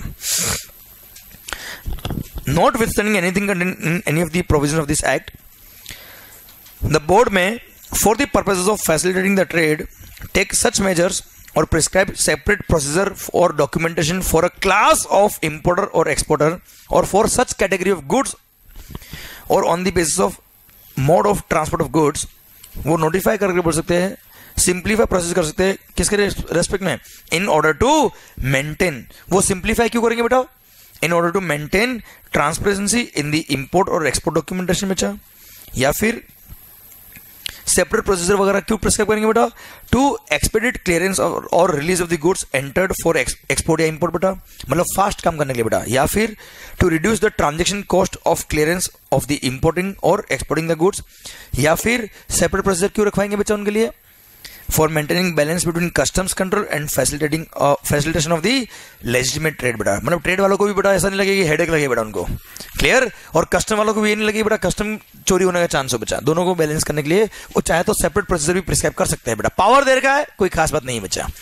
आइए नेक्स्ट पेज पे जो सेक्शन था 151B हमने पढ़ लिया बेटा। Next point page number 785 section number 153 mode of service of notice और ऑर्डर एटसेट्रा बढ़ाया। ओ भाई या लिखो सेम सेक्शन, एक मिनट, एक ऐसा मत लिखो बेटा।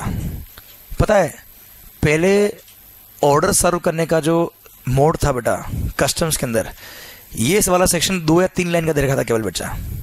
अब पता है हाफ पेज का दे दिया। पता है क्या? सारे केसेस जो एक्साइज में, सर्विस टैक्स में और कस्टम में जजमेंट आए थे आज तक बच्चा, वो सब जजमेंट को ध्यान में रखते हुए गवर्नमेंट ने एक्ट में लिख दिया कि इसी तरह से हम सर्विस ऑफ ऑर्डर कर सकते हैं बच्चा। क्लियर? और पता है ये सेम सेक्शन ऑलरेडी जीएसटी में था बेटा, तो बस जीएसटी से कॉपी करके यहाँ पे पेस्ट कर दिया। तो आप चाहे तो वहां साइड में लिख दो कि same section is there in case of GST. अच्छा जीएसटी में अमेंडमेंट नहीं हुआ, जीएसटी में तो सेक्शन आया ये वाला बन कैसे डायरेक्ट। ओके तो आप साइड में लिख दो, सो दैट आपको क्या कंफर्ट जोन रहेगा थोड़ा सा बेटा पढ़ते वक्त बच्चा। पढ़ते इसको हम पढ़ेंगे नो डाउट, पर एक बार लिख दो आप।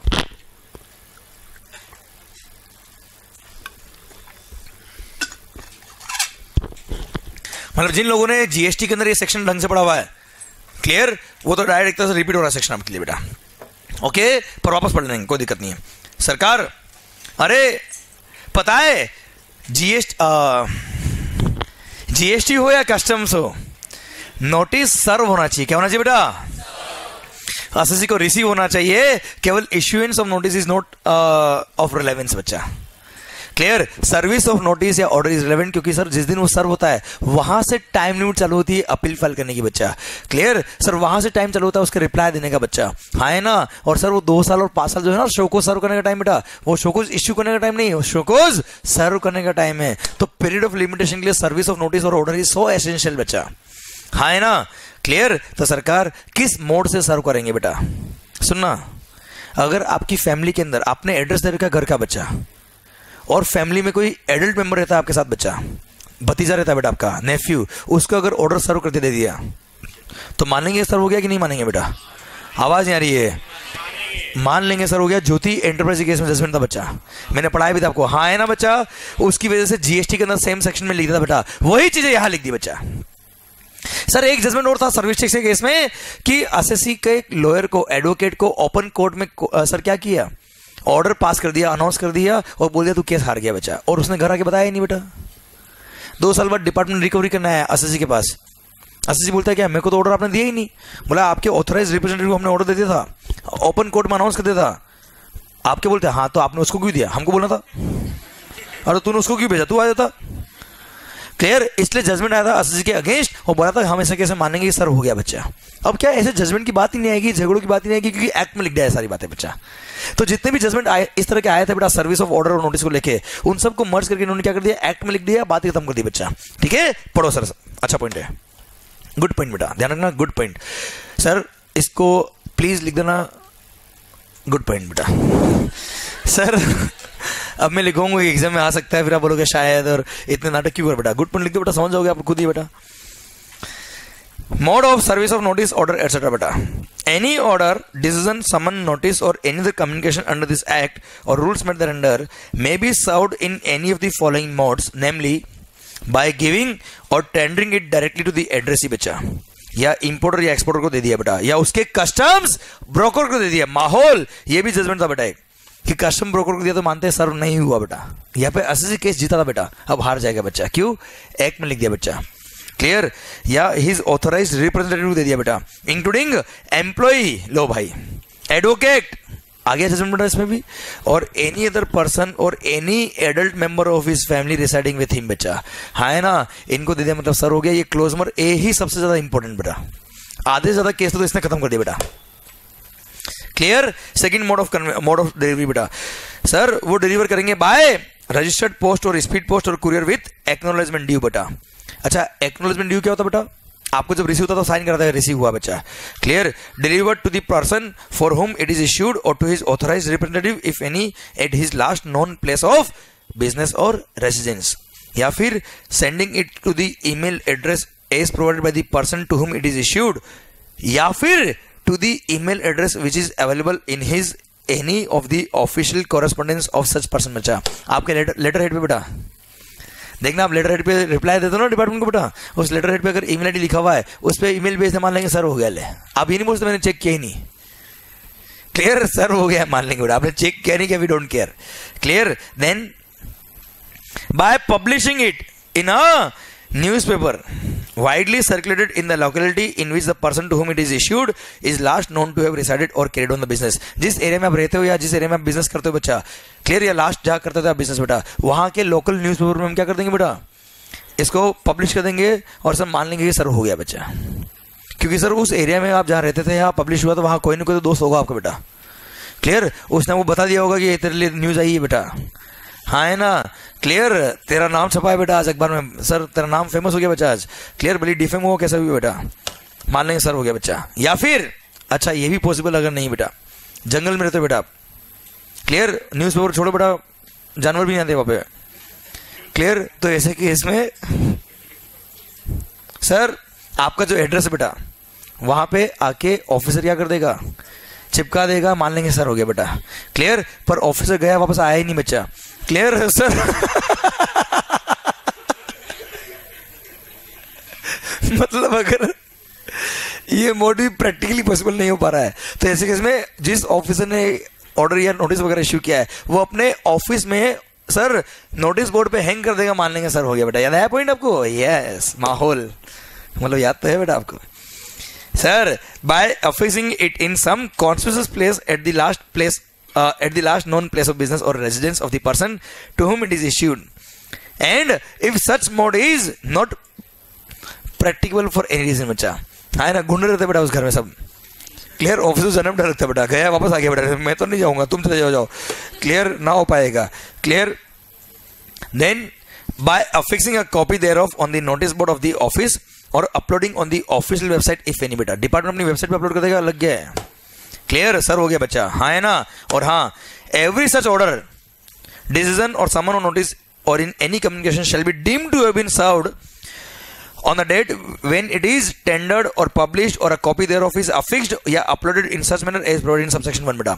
जिस दिन हमने आपको दे दिया उस दिन मान लेंगे सर हो गया बेटा। और हाँ, स्पीड पोस्ट से भेजा था हमने बेटा या कुरियर तो भेजा था, तो जो नॉर्मल टाइम ऑफ डिलीवरी लेता बेटा उस दिन मान लेंगे सर हो गया बच्चा। पढ़ो, सबसेक्शन 3 में लिखा बेटा, when such order, decision, summon और नोटिस और any other communication sent by the registered post or speed post, then it shall be deemed to have been received by the addressee at the expiry of the period which is normally taken by such post in transit unless the contrary is proved। आप prove कर दो कि हमको receive नहीं हुआ, सब बात अलग हो जाएगी बेटा। बाकी जो नॉर्मल टाइम लगता है स्पीड पोस्ट में, वो मान लेंगे उस दिन सर हो गया होगा आपको।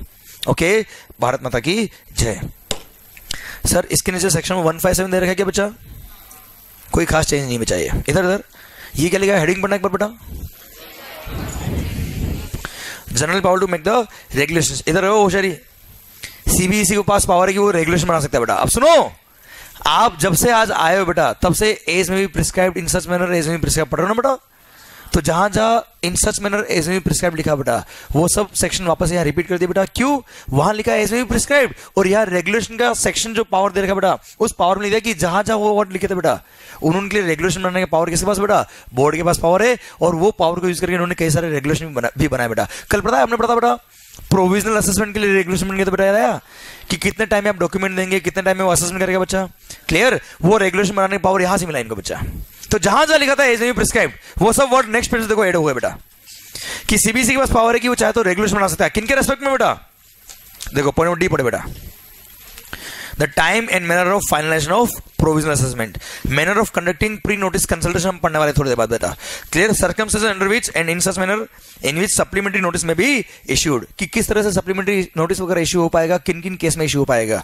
Then the form and manner in which the application for advance ruling or appeal shall be made and the procedure for authority under chapter number 5B बेटा हम पढ़ने वाले बेटा एडवांस रूलिंग अथॉरिटी बेटा। क्लियर? मतलब जहां जहां भी एज में प्रिस्क्राइब लिखा वहां वहां ये पॉइंट यहाँ पे पावर दिया रेगुलर। देखो वहां पे एज में भी प्रिस्क्राइब लिखा तो इनको रेगुलेशन बनाने का पावर भी तो मिलना चाहिए बच्चा। तो जहां पे भी एज में भी प्रिस्क्राइब लिखते हैं वहां पे कॉरस्पॉन्डिंग रेगुलेशन बनाने का जो पावर यहाँ पे इसमें पॉइंट्स को ऐड कर दिया बेटा। पावर दिया इनको कि वो रेगुलेशन बना सकते हैं किसके लिए? मैनर ऑफ क्लियरेंस और रिमूवल ऑफ इंपोर्टेड और एक्सपोर्ट गुड्स बच्चा, या फिर documents to be furnished in relation to imported goods बच्चा था ना। डॉक्यूमेंट्स क्या क्या प्रिस्क्राइब करने पड़ेंगे, फाइल करने पड़ेंगे एज में भी प्रिस्क्राइब। तो यहाँ पे लिख दिया पॉइंट को बेटा। मतलब अगेन ये जो पढ़ रहे हो आप ये कोई खास बात नहीं है, मतलब कोई खास अमेंडमेंट नहीं बचा है। क्लियर? पावर दिया गवर्नमेंट को बेटा। या फिर पावर देगा रेगुलेशन बनाने का किसके लिए? Conditions, restrictions and in the manner of making deposit in electronic cash. याद है बच्चा आपको? वो कैश जब तक नोटिफाई नहीं हुआ बेटा। The utilisation and refund therefrom and manner of maintaining the ledger बच्चा। And then manner of conducting audit, ये हम पढ़ने वाले हैं। ऑडिट वाला पता है याद है? असेसमेंट वाला सेक्शन में post clearance on site audit करने का पावर था बेटा, वो डिलीट करके नया सेक्शन बना दिया बेटा। तो ऑडिट कैसे करेंगे उसके रेगुलेशन बनाने का पावर दे रखा बेटा, और रेगुलेशन दे भी रखे हम पढ़ेंगे बेटा अभी। Then the goods for control delivery and manner thereof बेटा, अभी पढ़ा हमने बेटा सिंगम। अरे क्लियर कि किस तरह से हम उसकी कंट्रोल डिलीवरी करेंगे बच्चा, उसका मैनर भी देंगे बेटा। And the measures and separate procedure or documentation for a class of importer or exporter or categories of the goods or on the basis of mode of transport of goods बच्चा। याद है बेटा special procedure government specify कर सकता है कुछ लोगों के लिए। अभी जो लास्ट सेक्शन हमने पढ़ा बेटा, तो वो प्रोसीजर क्या होगा, कैसे होगा, वो प्रिस्क्राइब करने का पावर हमारे पास है बच्चा। मतलब जहां जहां एज में प्रिस्क्राइब था वहां वहां रेगुलेशन बनाने का पावर गवर्नमेंट को दे दिया इस सेक्शन के थ्रू बच्चा। ठीक है? Clear? This is how act के अंदर कोरिलेशन दिया जाता है बच्चा कि एज में प्रिस्क्राइब तो वहां लिख दिया, अब प्रिस्क्राइब कौन करेगा, कैसे करेगा बेटा? तो वहां पे प्रिस्क्राइब करने का पावर यहाँ बोर्ड को दे दिया बेटा, और वो रेगुलेशन बना के प्रिस्क्राइब कर सकता है बच्चा। क्लियर? ठीक। आइए, मतलब अगेन कोई खास अमेंडमेंट नहीं था बच्चा, ये मतलब कोई खास बात नहीं थी बेटा। आइए नेक्स्ट आ गया क्या? शो को नोटिस कितने टाइम में इश्यू करना है, कैसे इश्यू करना है, याद आया बच्चा आपको? क्लियर? इसमें कुछ मेजर चेंज हुए। तो ये टॉपिक शुरू जो हो रहा है section 28 of the customs act. Clear? यहां लिख दो very good point, very important for the examination of May 19। शायद तो ही बेटा, खैर क्लियर, पर मेरे को एक्सपेक्टेड बेटा मिनिमम 2 से 4 मार्क का क्वेश्चन आना चाहिए बेटा इसमें से। क्लियर? ये मुझे एक्सपेक्टेशन है, हो सकता है होता नहीं है बच्चा। अच्छा, पढ़ाने के बाद आपको भी लगेगा कि नहीं सर आना चाहिए बेटा। इधर इधर है होशियारी, इधर इधर पहले मेरे को लिंक करना पड़ेगा ना, केवल चेंज पढ़ा दे तो मजा नहीं आएगा आपको सर। अंकित भाई पता है क्या लिखा है यहाँ पे? तो सेक्शन 28 में लिखा हुआ बच्चा कि अगर, क्या बोला सर? किसी असेसर ने टैक्स पे नहीं किया, short payment, non payment, short levy, non levy या एरोनियस रिफंड अगर उसको मिल गया तो डिपार्टमेंट के पास पावर है कि वो उसको थप्पड़ मार के पैसा ले लेगा, है ना बेटा? क्या गुंडे है क्या? हाँ क्लियर? आपकी बात नहीं कर रही है। क्लियर? तो डिपार्टमेंट के ऑफिसर्स रिकवरी करेंगे बेटा, उससे पहले वो हमेशा principle of natural justice will be followed बेटा। प्रिंसिपल ऑफ नेचुरल जस्टिस बोलता है क्या? Opportunity being heard should always be given to the assessee बच्चा। सुनो बेटा, अपॉर्चुनिटी बीइंग हर्ड अब सर आपने किसी का मर्डर तो किया नहीं जो कटघरे में खड़ा करेंगे आपको बेटा। तो टैक्सेशन लॉ के अंदर आपको अपॉर्चुनिटी ऑफ बीइंग हर्ड मिलती है by way of issue of show cause notice. अब शो कॉज नोटिस कैसे इश्यू करना है, किसको इश्यू करना है, क्लियर, कितने टाइम में इश्यू करना है, क्लियर, ऑर्डर कैसे पास होगा, कितने टाइम में इश्यू होगा बेटा, ये सब दिया है सेक्शन नंबर 28 में जिसको हम पढ़ने वाले बेटा। क्लियर। अब सुना बच्चा, अब सेक्शन 28 बोलता है क्या, शो को सर्व करने का टाइम लिमिट कितना बेटा, what is the period of limitation of service of show cause notice. Clear, the time limit is 2 years। कितना बच्चा। पर सर अगर आपने फ्रॉड किया था, सप्रेशन ऑफ फैक्ट किया या मिस रिप्रेजेंटेशन किया डिपार्टमेंट जाके बेटा, मतलब गलत डिक्लेरेशन दिया बेटा, तो ऐसे केस में this period of limitation is extended to 5 years। इसलिए उसको बोलते हैं क्या, एक्सटेंडेड पीरियड ऑफ लिमिटेशन बच्चा। हाँ है ना। तो सर हमने हमारी कॉमन अंडरस्टैंडिंग के लिए फटाफट समझने के लिए बेटा क्या बोला, मतलब मिस्टेक का केस था बेटा तो टाइम लिमिट है 2 साल की बेटा, और फ्रॉड वगैरह केस था तो 5 साल का टाइम है किसके पास, डिपार्टमेंट के पास, to issue the show cause notice, to serve the show cause notice बच्चा। कितना टाइम है वापस बोलना बेटा, अरे कितना टाइम है बेटा, 2 साल और 5 साल। पर सुनो बच्चा, ये होशियारी, मिस्टेक का केस अगर है, किसका केस है बच्चा, मतलब cases other than fraud, miss representation और सप्रेशन ऑफ फैक्ट के अलावा कोई और केस है बच्चा, तो ऐसे केस में शो को सर्व करने से पहले बेटा, फारूक भाई शो को सर्व करने से पहले डिपार्टमेंट आपको प्री नोटिस कंसल्टेशन का नोटिस लिखेगा बेटा, कि नोटिस इश्यू करने से पहले, क्या बोला sir, show cause notice issue करने से पहले आपको एक लेटर लिखेगा और बुलाएगा कि हम इन ग्राउंड्स पे आपको शो कोज देने वाले हैं, क्या आपको कुछ कहना है। तो आप शो को सर्व होने से पहले ही मैटर को खत्म करा दो। हम भी नहीं चाहते कि सर लॉन्ग रन प्रोसेस आपको गुजरना पड़े, क्योंकि हम भी उसमें परेशान होते हैं और आप भी परेशान होते हैं साहब। क्लियर। तो सर सबसे पहला अमेंडमेंट तो ये हुआ बेटा, और ये अमेंडमेंट करके इन्होंने प्री नोटिस कंसल्टेशन रेगुलेशन भी बना दिया बच्चा। क्लियर। और प्री नोटिस कंसल्टेशन रेगुलेशन आपको मैंने पहले वाली बुक में भी दिए थे बच्चा। क्लियर। और यहां भी दे रखे, पर मैं आपको वापस पढ़ा देता बड़ा, कोई दिक्कत नहीं है। तो पहला अमेंडमेंट समझ में आया बच्चा आपको ये। पर हाँ, प्री नोटिस कंसल्टेशन केवल और केवल मिस्टेक के केस में मिलेगा बेटा, फ्रॉड के केस में चोरों को प्री नोटिस कंसल्टेशन का बेनिफिट नहीं मिलता। क्लियर। तो सबसे पहला अमेंडमेंट जो नेक्स्ट पेज पे दे रखा बेटा, वो देखिए बेटा, पेज नंबर, अच्छा मैंने जो आपको फर्स्ट पेज दिया बेटा ये वाला, इसमें कोई चेंज नहीं है बच्चा। ये तो मैंने इसके लिए दिया आपको बेटा कि वरना टॉपिक के बीच में से कैसे मैं आपको दूं बेटा यार, तो पूरा टॉपिक लिंक होना चाहिए आपके लिए बेटा। तो पेज नंबर 802 पे कोई चेंज नहीं है, वो तो मैंने लिंकिंग करने के लिए आपको ये पूरा दिया पॉइंट, सो दैट आपको सेक्शन पूरा एज ए होल मिले बेटा। तो सेक्शन नंबर 28 में फर्स्ट पॉइंट जो चेंज हुआ बेटा, वो सबसे ऊपर देखिए बेटा, पेज नंबर 803 पर, note number 1, in cases not involving collision or willful misstatement or suppression of facts, the proper officer shall, before issuing the notice, hold pre-notice consultation with the person chargeable with any duty or interest in such manner as may be prescribed। देखो क्या लिखा बेटा, in such manner as may be prescribed। और ये power use करके उन्होंने क्या किया बेटा, प्री नोटिस कंसल्टेशन की रेगुलेशन बना दी बेटा, जो आइए 2 पेज बाद पहले वो पढ़ लेते हैं बेटा, आइए पहले वो पढ़ लेते हैं बेटा। पेज नंबर 806 पे दिया बेटा आपको,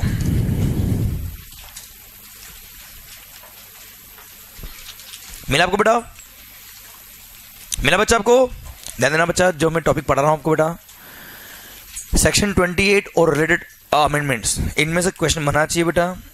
क्लियर, बनना चाहिए ऐसा मेरे को लगता है बेटा, बड़ा अच्छा पॉइंट है बेटा सबसे, क्योंकि प्रैक्टिकल मार्केट में इसके इंपैक्ट है। इधर ध्यान, सरकार ये रेगुलेशन आपको एक पेज से देख होंगे पर कोई खास बात नहीं, इधर 2 मिनट में याद होंगे भैया आप। इधर सबसे पहली बात, इन रेगुलेशन का नाम क्या होगा बेटा, प्री नोटिस कंसल्टेशन रेगुलेशंस 2018 बेटा। क्लियर सर, 2 अप्रैल 2018 से ये पब्लिश हुए बेटा, तो उस दिन से एप्लीकेबल होंगे बच्चा ये आपके लिए। क्लियर। अब सुनो रे, अभी कैसे देंगे रे, इधर ये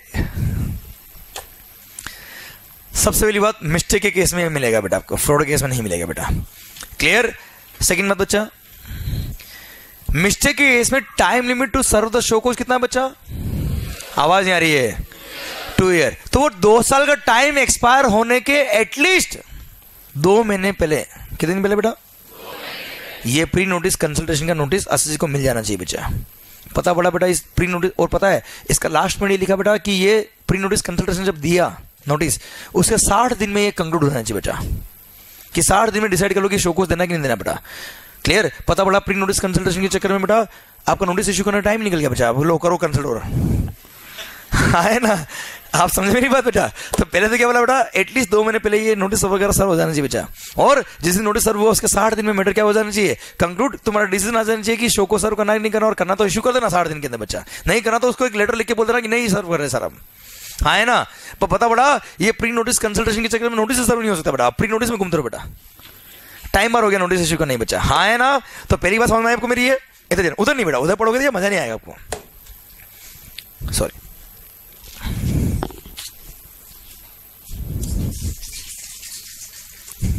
सर पहला पॉइंट तो ये मेरा आपसे, बड़ा अच्छा लगा आपने ये किया। तो अब पॉइंट ये है कि सर इन केस, सर सुनना ध्यान से होशियारी, सबसे पहली बात क्या बोल रहा था मैं, वो इतना अच्छा लगा कि भूल गया सब बेटा। हाँ yes sir, pre notice consultation क्या बोला सर, मिस्टेक के केस में आएगा बेटा आपके पास डिपार्टमेंट का जो प्रॉपर ऑफिसर होगा वो आपको नोटिस लिखेगा, पर ये notice should be given to the assessee at least 2 months prior to the expiry of the period within which show cause can be served बच्चा, क्लियर। अच्छा उसके अंदर ये लिखा होगा कि हम आपको इन मैटर पे, इन ग्राउंड्स पे हम शोकोज प्रपोज कर रहे हैं बच्चा, शोकोज इशू करने वाले हैं, क्या आपको उससे पहले कुछ कहना है क्या, क्लियर। आपका reply within next 15 days आ जाना चाहिए, कितने दिन में बेटा, 15 दिन में आपका नोटिस का रिप्लाई आ जाना चाहिए बेटा, clear. You should communicate with in next 15 days बच्चा। और हाँ, आपने अगर उसके अंदर लिखा है कि मेरे को पर्सनल हियरिंग का मौका दिया जाए, तो आपको पर्सनल हियरिंग का मौका दिया जाएगा विद इन नेक्स्ट 10 डेज बच्चा, 10 दिन के अंदर आपको पर्सनल हियरिंग का मौका दे देंगे। और पीएच का जो आपको तारीख दिया है उसमें कोई एडजमेंट अलाउ नहीं होगा बच्चा। देख वैसे ही नोटिस से पहले आपको बुला रहे बेटा, उसमें भी नाटक करो बेटा, अगली तारीख दे दो तो तारीख में आ जा, हाँ है ना, तो इसमें कोई एडजमेंट नहीं मिलता, क्लियर। 10 दिन के अंदर आपको पीएच का मौका मिल जाएगा। पीएच का मौका अगर आपको दिया तो उसमें कोई नेक्स्ट एडजमेंट नहीं मिलता। अच्छा आप पीएच के लिए आ गए बच्चा, मान लो पीएच मतलब क्या होता बेटा, पर्सनल हियरिंग बेटा। ओके सर आपने नोटिस का रिप्लाई किया, अगर पीएच के लिए अप्लाई किया तो पीएच का मौका दिया, उसको सुना बेटा, इन सबको मद्देनजर रखते हुए डिपार्टमेंट क्या करेगा बेटा, अब डिसीजन लेगा कि मेरे को नोटिस सर्व करना है कि नहीं करना है। अगर उनको नोटिस सर्व नहीं करना तो they will issue a plain letter to you guys, clear. और लिखेगा क्या कि जा कबूतर जा, छोड़ दिया तेरे को बेटा, हाँ है ना। और ऐसे केस में आपका मैटर ड्रॉप कर दिया गया और आपको शो को हम सर्व नहीं करेंगे, एक प्लेन लेटर इश्यू करके आपको इंटीमेट कर देंगे बच्चा, क्लियर। और हाँ अगर नोटिस सर्व करना है तो सर्व कर देंगे, और क्या करेंगे बेटा, क्लियर। अच्छा उसके लिए इंटीमेट नहीं करेंगे, हम आपको शो को देंगे, यार क्या करना है, शो को दे देना बेटा, क्लियर। ऐसे केस में आपको शोकोस नोटिस सर्व हो जाएगा, department will proceed to serve this show cause notice on the grounds जो उसको लगता है बच्चा, हाँ है ना। पर ये भी जो भी मैटर था बेटा इनको कंक्लूड करना पड़ेगा विद इन नेक्स्ट 60 डेज। कितने दिन में बच्चा, जिस दिन आपको उन्होंने लेटर लिखा था फर्स्ट बेटा, उसके 60 दिन में मैटर क्या हो जाना चाहिए, कंक्लूड हो जाना चाहिए बेटा। बोलो यस सर।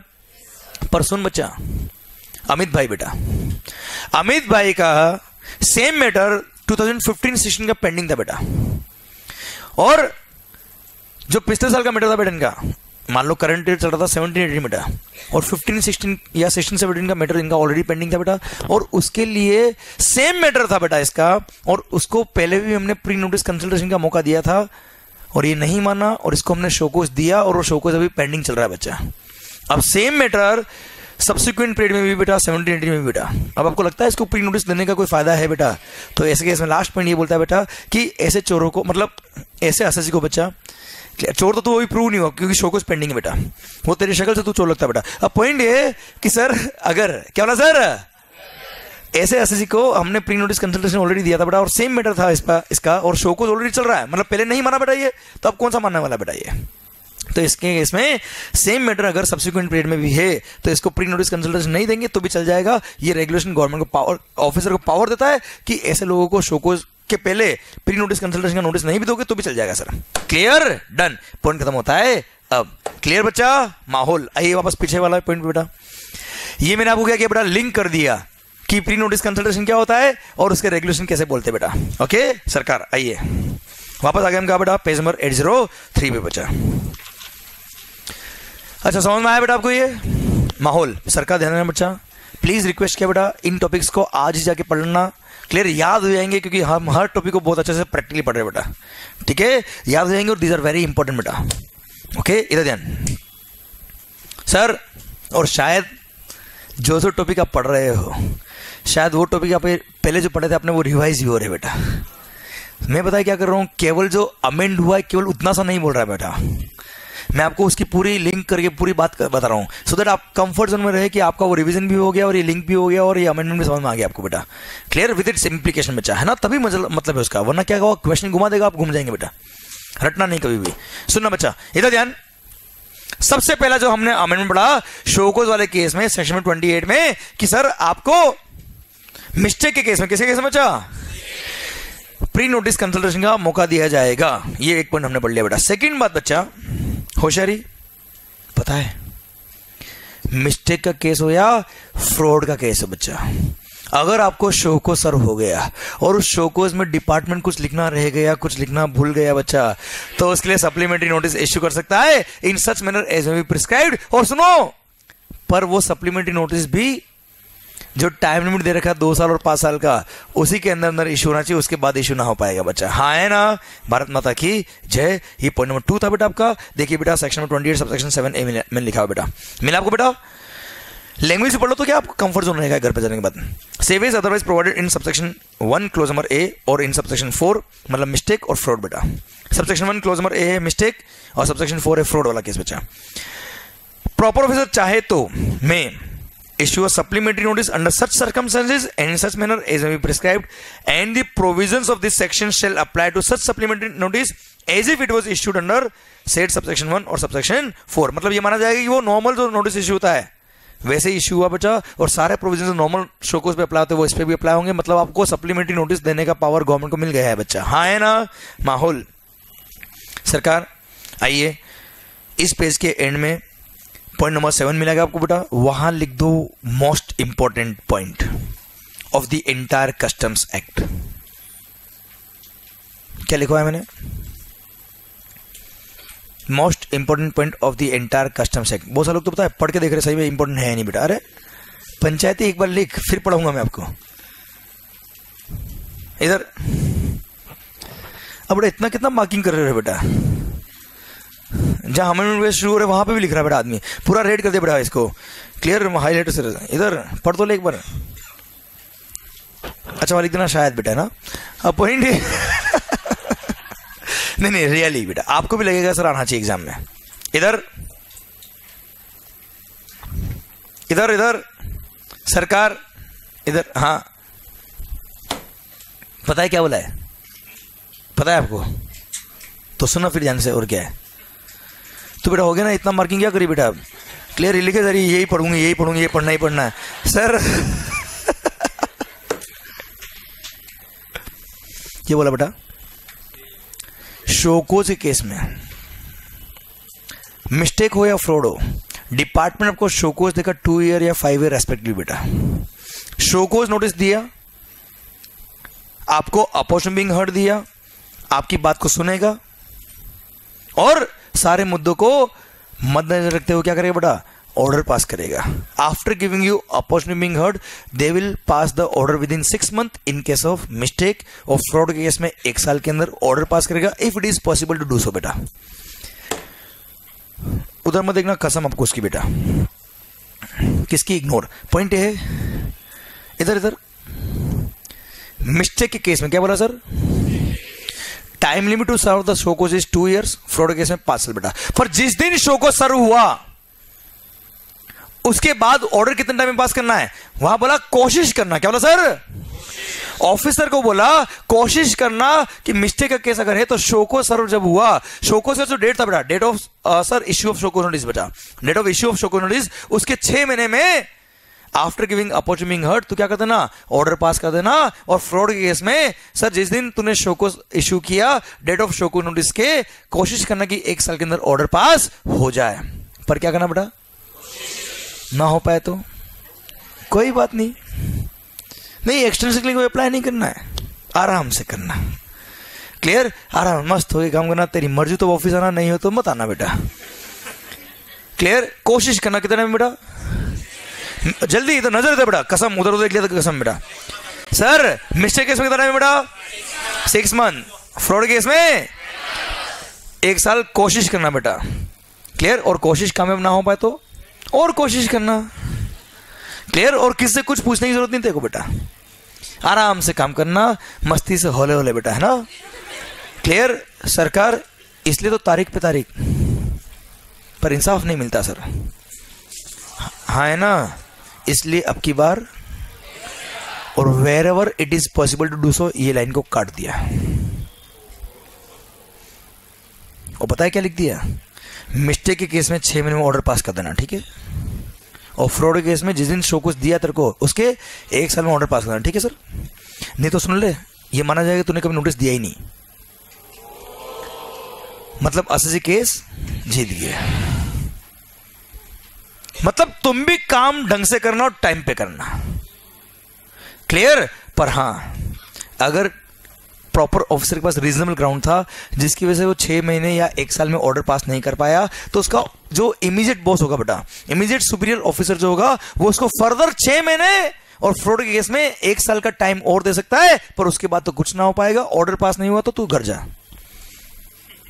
घर जा मतलब ऑर्डर पास नहीं कर सकता तो कर भी मत बेटा, कोई बात नहीं, मस्त रह जा और एसएससी केस जीत जाएगा। क्लियर सर, हाँ है ना बेटा, क्लियर। मैटर खत्म होता है अब, और ये माना जाएगा कि इस केस में कभी शो को सर्व किया ही नहीं, क्लियर, समझे। मतलब बच्चा ऑर्डर पास करने का टाइम भी बेटा पता है, जीएसटी में भी ऐसा था बेटा, मतलब ऐसा है बेटा। जीएसटी में अगर आपको याद है तो कोई बात नहीं, नहीं है तो भी बता देता हूं बेटा मैं। जीएसटी में दे रखा बेटा 2 साल 9 महीने में शो को सर्व करेगा मिस्टेक के केस में, और ऑर्डर पास करेगा 3 साल में बेटा। और फ्रॉड केस में 4 साल 6 महीने में शो को सर्व करेगा और ऑर्डर पास करेगा 5 साल में, क्लियर। और ये ऑर्डर इतने टाइम में पास नहीं हुआ तो कुछ ना हो पाएगा, मैटर मान लीजिएगा क्या हो गया, कंक्लूड बेटा। और वहां पे तो कोई फर्दर टाइम का और ऑप्शन भी नहीं है डिपार्टमेंट पास बच्चा, यहाँ कम से कम 6 महीने और 1 साल का टाइम और देने का पावर दे रखा इमीडिएट सुपीरियर ऑफिसर को बच्चा, हाँ है ना बच्चा। पता है जीएसटी के अंदर जो प्रोविजन आया था बेटा, लगभग उसी पैटर्न पे कस्टम्स एक्ट को भी लेके आया बेटा ये लोग, क्लियर, समझे मेरी बात। सरकार सर ध्यान देना, वहां पे ऑर्डर पास करने का टाइम फिक्स किया बेटा 3 साल और 5 साल बेटा, क्लियर। उसी तरह के उसी लाइन पे यहाँ पे कस्टमर को भी टाइट किया और बोला क्या सर, जिस दिन तूने शोकोज इशू किया डेट ऑफ शोकोज के 6 महीने के अंदर ऑर्डर पास कर देना, क्लियर। मिस्टेक के केस में, फ्रॉड केस में शोकोज का डेट था उसके 1 साल में ऑर्डर पास कर देना, और नहीं कर पाया तो तेरा बॉस जो है बेटा, बॉस मतलब इसका जो इमीडिएट सुपीरियर ऑफिसर जो होगा बेटा, उसके पास टाइम दे रखा, उसको बोल रखा कि after having regard to reasonable reasons बच्चा, clear, and after recording reasons in writing, वो क्या करेगा, उसको फर्दर 6 महीने का मिस्टेक के केस में और फ्रॉड केस में 1 साल का वक्त और दे सकता है, क्लियर, ऑर्डर पास करने का। और उस टाइम में ऑर्डर पास नहीं हुआ तो फिर तुम रहना ना हो पाएगा, क्लियर। ये माना जाएगा कि कभी शो को सर हुआ ही नहीं और मैटर क्या हो गया, ऑटोमेटिक कंक्लूड बेटा, क्लियर। एसएससी वैसे ही केस जीत जाएगा बच्चा, बोलो यस सर, पक्का बेटा। भारत माता की जय। मतलब टाइम पे काम कर, मतलब बैंड ऑफिसर की भी बजाई है सरकार, हाँ है ना, क्लियर, कि सर टाइम पे काम करना पड़ेगा, क्लियर। लटकाओगे नहीं एसएससी को तुम बेटा। अरे सरकार हालत ये थी ऑफिसर्स की बच्चा, शो को सर्व करने के बाद सालों साल निकल जाता बेटा, लेटर नहीं आता था हमारे पास बच्चा, पर्सनल हियरिंग की डेट नहीं आती बेटा हमका। सरकार ये रियलिटी बता रहा हूं मैं अपनी बेटा, क्लियर। शो को हमारे पास आया किसी एसएससी का बच्चा, हमने उसका रिप्लाई दिया, क्लियर, डिपार्टमेंट का नोटिस नहीं आता वापस बेटा, और उसमें हमने लिखा कि हमको पर्सनल हियरिंग का मौका दिया जाए, पीएच का लेटर नहीं आया बेटा 2 साल तक। तो अब पर्सनल हियरिंग हमको पता नहीं कब मिलेगी, उसके बाद हम उसको रिप्रेजेंट करेंगे, उसके बाद वो ऑर्डर पास करेगा। सर अब सोचो, वो ऑर्डर जब पास हुआ उसके बाद अगर लगता है हमको कि अपील फाइल करें तो उसके बाद हम अपील करेंगे बच्चा, आप समझ ना। तो सर क्या हालत है देश की बच्चा, और अब क्या हालत होगी सोच सकते ना बच्चा। अरे क्लियर, शोकोज दिया तो 6 महीने मैटर कंक्लूड कर, नहीं है तो शोकोज दे ही मत, क्लियर। मतलब सर देश बदल रहा है बच्चा, हाँ है ना, बदलना पड़ेगा बेटा। अरे क्लियर, समझे मेरी बात। आप गवर्नमेंट ऑफिसर हो तो भी काम तो करना पड़ेगा टाइम पे बेटा, it's a indirect pressure on the officers also बच्चा, क्लियर, पक्का बच्चा। आइए सरकार नेक्स्ट पॉइंट की तरफ बढ़ते हैं हम बेटा। हाँ बेटा, हाँ इशू ऑर्डर किसने पास किया बेटा, शोको जिसने दिया उसने ऑर्डर पास किया, इश्यू पार्ट क्लियर, सुनना। हाँ बेटा,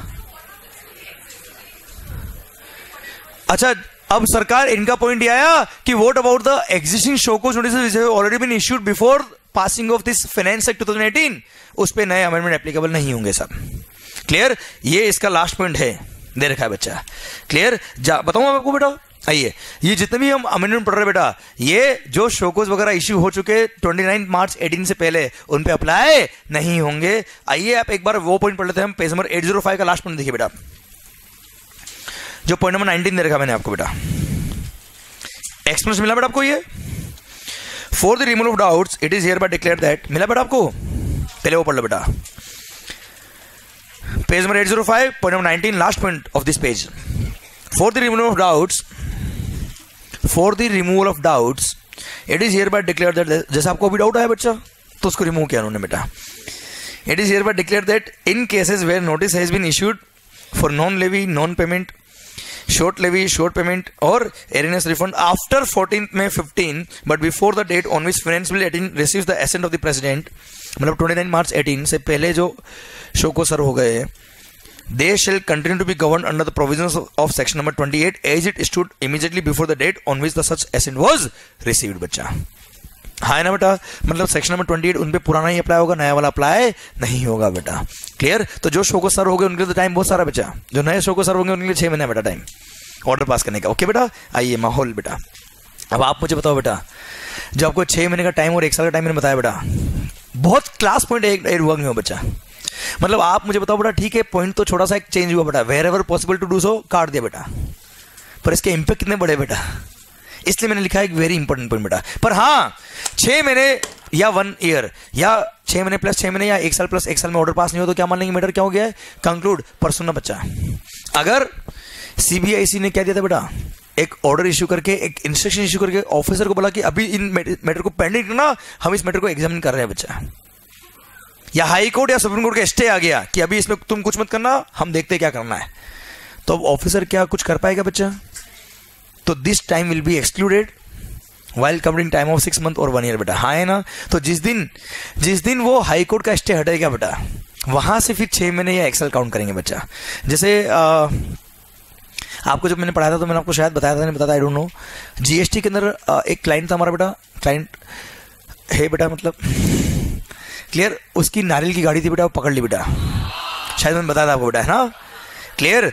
अब उसका नारियल का जब गाड़ी पकड़ लिया बच्चा, याद है बेटा आपको? उसका क्लासिफिकेशन का इश्यू था बेटा, HSN कोड का बच्चा, कि उसको 5% टैक्स लगेगा, 0 लगेगा, हमने 0% टैक्स पे करवाया बेटा उसका, और वो नॉर्मली इंडस्ट्री वाले 5% पे करे बेटा। क्लियर? हम बोलते हैं HSN कोड ये, डिपार्टमेंट बोलता है ये है बेटा। क्लियर? सर गाड़ी सीज कर ली बच्चा उनकी, और हमारा जो गुड्स था वो खराब हो जाता बेटा, पेरिशेबल नेचर का था बेटा नारियल। क्लियर? इसलिए हम हाई कोर्ट से क्या लिया बेटा? स्टे लिया है। अब शोकोज उन्होंने दिया मेरे को, गाड़ी सीज करते ही बच्चा, गाड़ी सीज करते ही शोकोज दे दिया, और हम हाई कोर्ट से क्या लिया बेटा? स्टे लिया है कि no coercive action shall be taken against the assessee until the case is finalised बच्चा। तो now high court is looking after the matter बेटा। तो क्या ऑफिसर को ये टाइम लिमिट अप्लाई होगा 6 महीने और 1 साल का बच्चा? नहीं, ये मैं समझाना चाह रहा हूं, अगले पॉइंट में ये लिखा है बेटा। अरे क्लियर? इस तरह का कभी हाई कोर्ट वगैरह से स्टे लिया है तो ऑफिसर बेटा थोड़ा बोलेगा उसके अगेंस्ट बच्चा कुछ। क्लियर? तो ऑब्वियस बात है वहां पे टाइम लिमिट अप्लाई नहीं हो पाएगा ये। क्लियर? ये पॉइंट नंबर 8 देखिए बेटा आप लोग,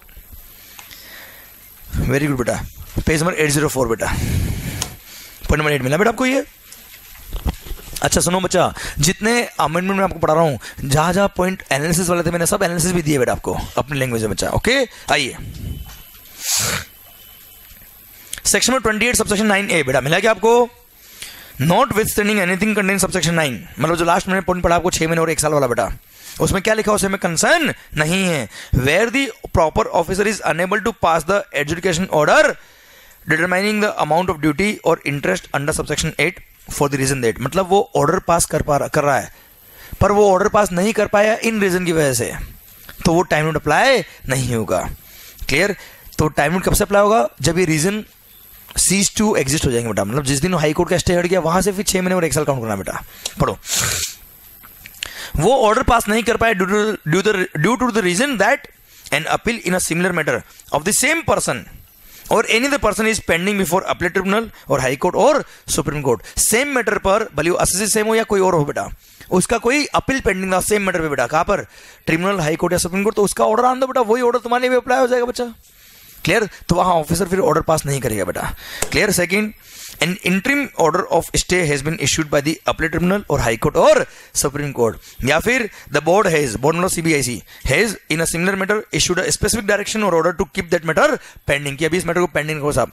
क्लियर? या फिर the settlement commission is admitted in application made by the person concern. याद है बेटा आपको शो को सर्व हुआ, आपके पास ऑप्शन है कि आप कहाँ चले जाओगे बेटा, सेटलमेंट कमीशन के पास। अब सेटलमेंट कमीशन के पास जब आप जाओगे बेटा तो वो केस को सेटल करेगा बेटा, और आप उस केस में कुछ नहीं बोलते बेटा। याद आया?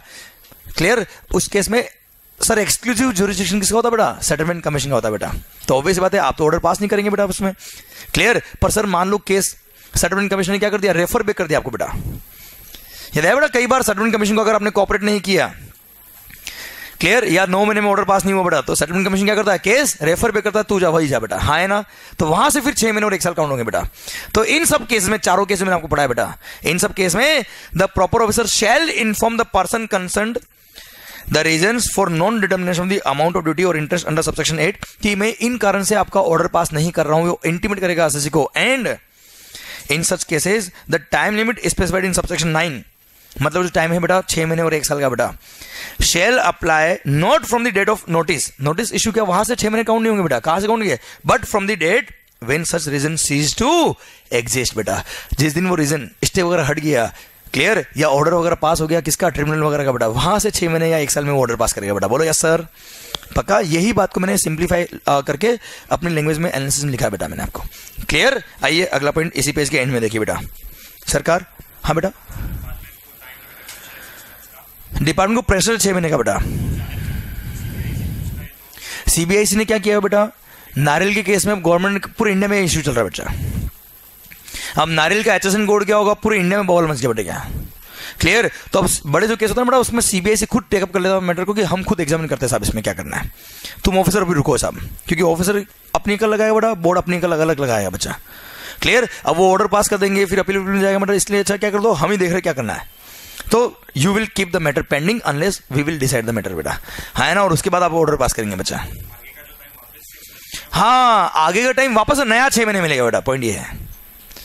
क्लियर? मतलब मान लो शो को जब सर्व हुआ उसके 2 महीने निकल गए बेटा, उसके बाद सीबीआईसी ने ऑर्डर दिया कि तुम इस मैटर को भी रुको, तो ऐसा नहीं कि वो जिस दिन सीबीआईसी ऑर्डर पास कर देगा उसके बाद 4 महीने ही मिलेंगे, ऐसा नहीं है, उसके बाद 6 महीने नए वापस मिलेंगे या 1 साल वापस नया मिलेगा बेटा।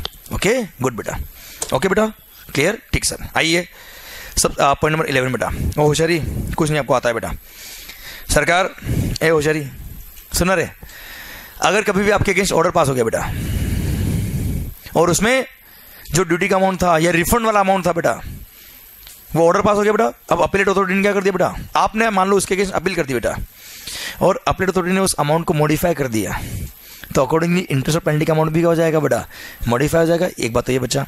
सेकंड बात बच्चा, अगर मान लो कभी आपको शो को सर्व हुआ तो फ्रॉड के लिए बेटा, पर बाद में डिसीजन आया क्या नहीं फ्रॉड नहीं था, क्या था बेटा, मिस्टेक, तो मानेंगे वही शो को नोटिस पिछले 5 साल के लिए सर्व हुआ था बेटा, मानेंगे वही शो को लास्ट 2 साल के लिए इशू है ऐसा माना जाएगा बेटा, और उसमें से लास्ट 3 साल होंगे उसको इग्नोर कर देंगे। याद आया point?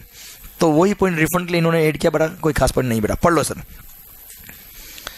Sir Section 28 subsection number 10A, notwithstanding anything contained in this act where an order for refund under subsection 2 of section 27 is modified in any appeal बेटा, अगर अपील में रिफंड के अमाउंट को मॉडिफाई कर दिया गया, then the amount of refund so determined is end where the amount of refund so determined is less than the amount refunded under that subsection बेटा।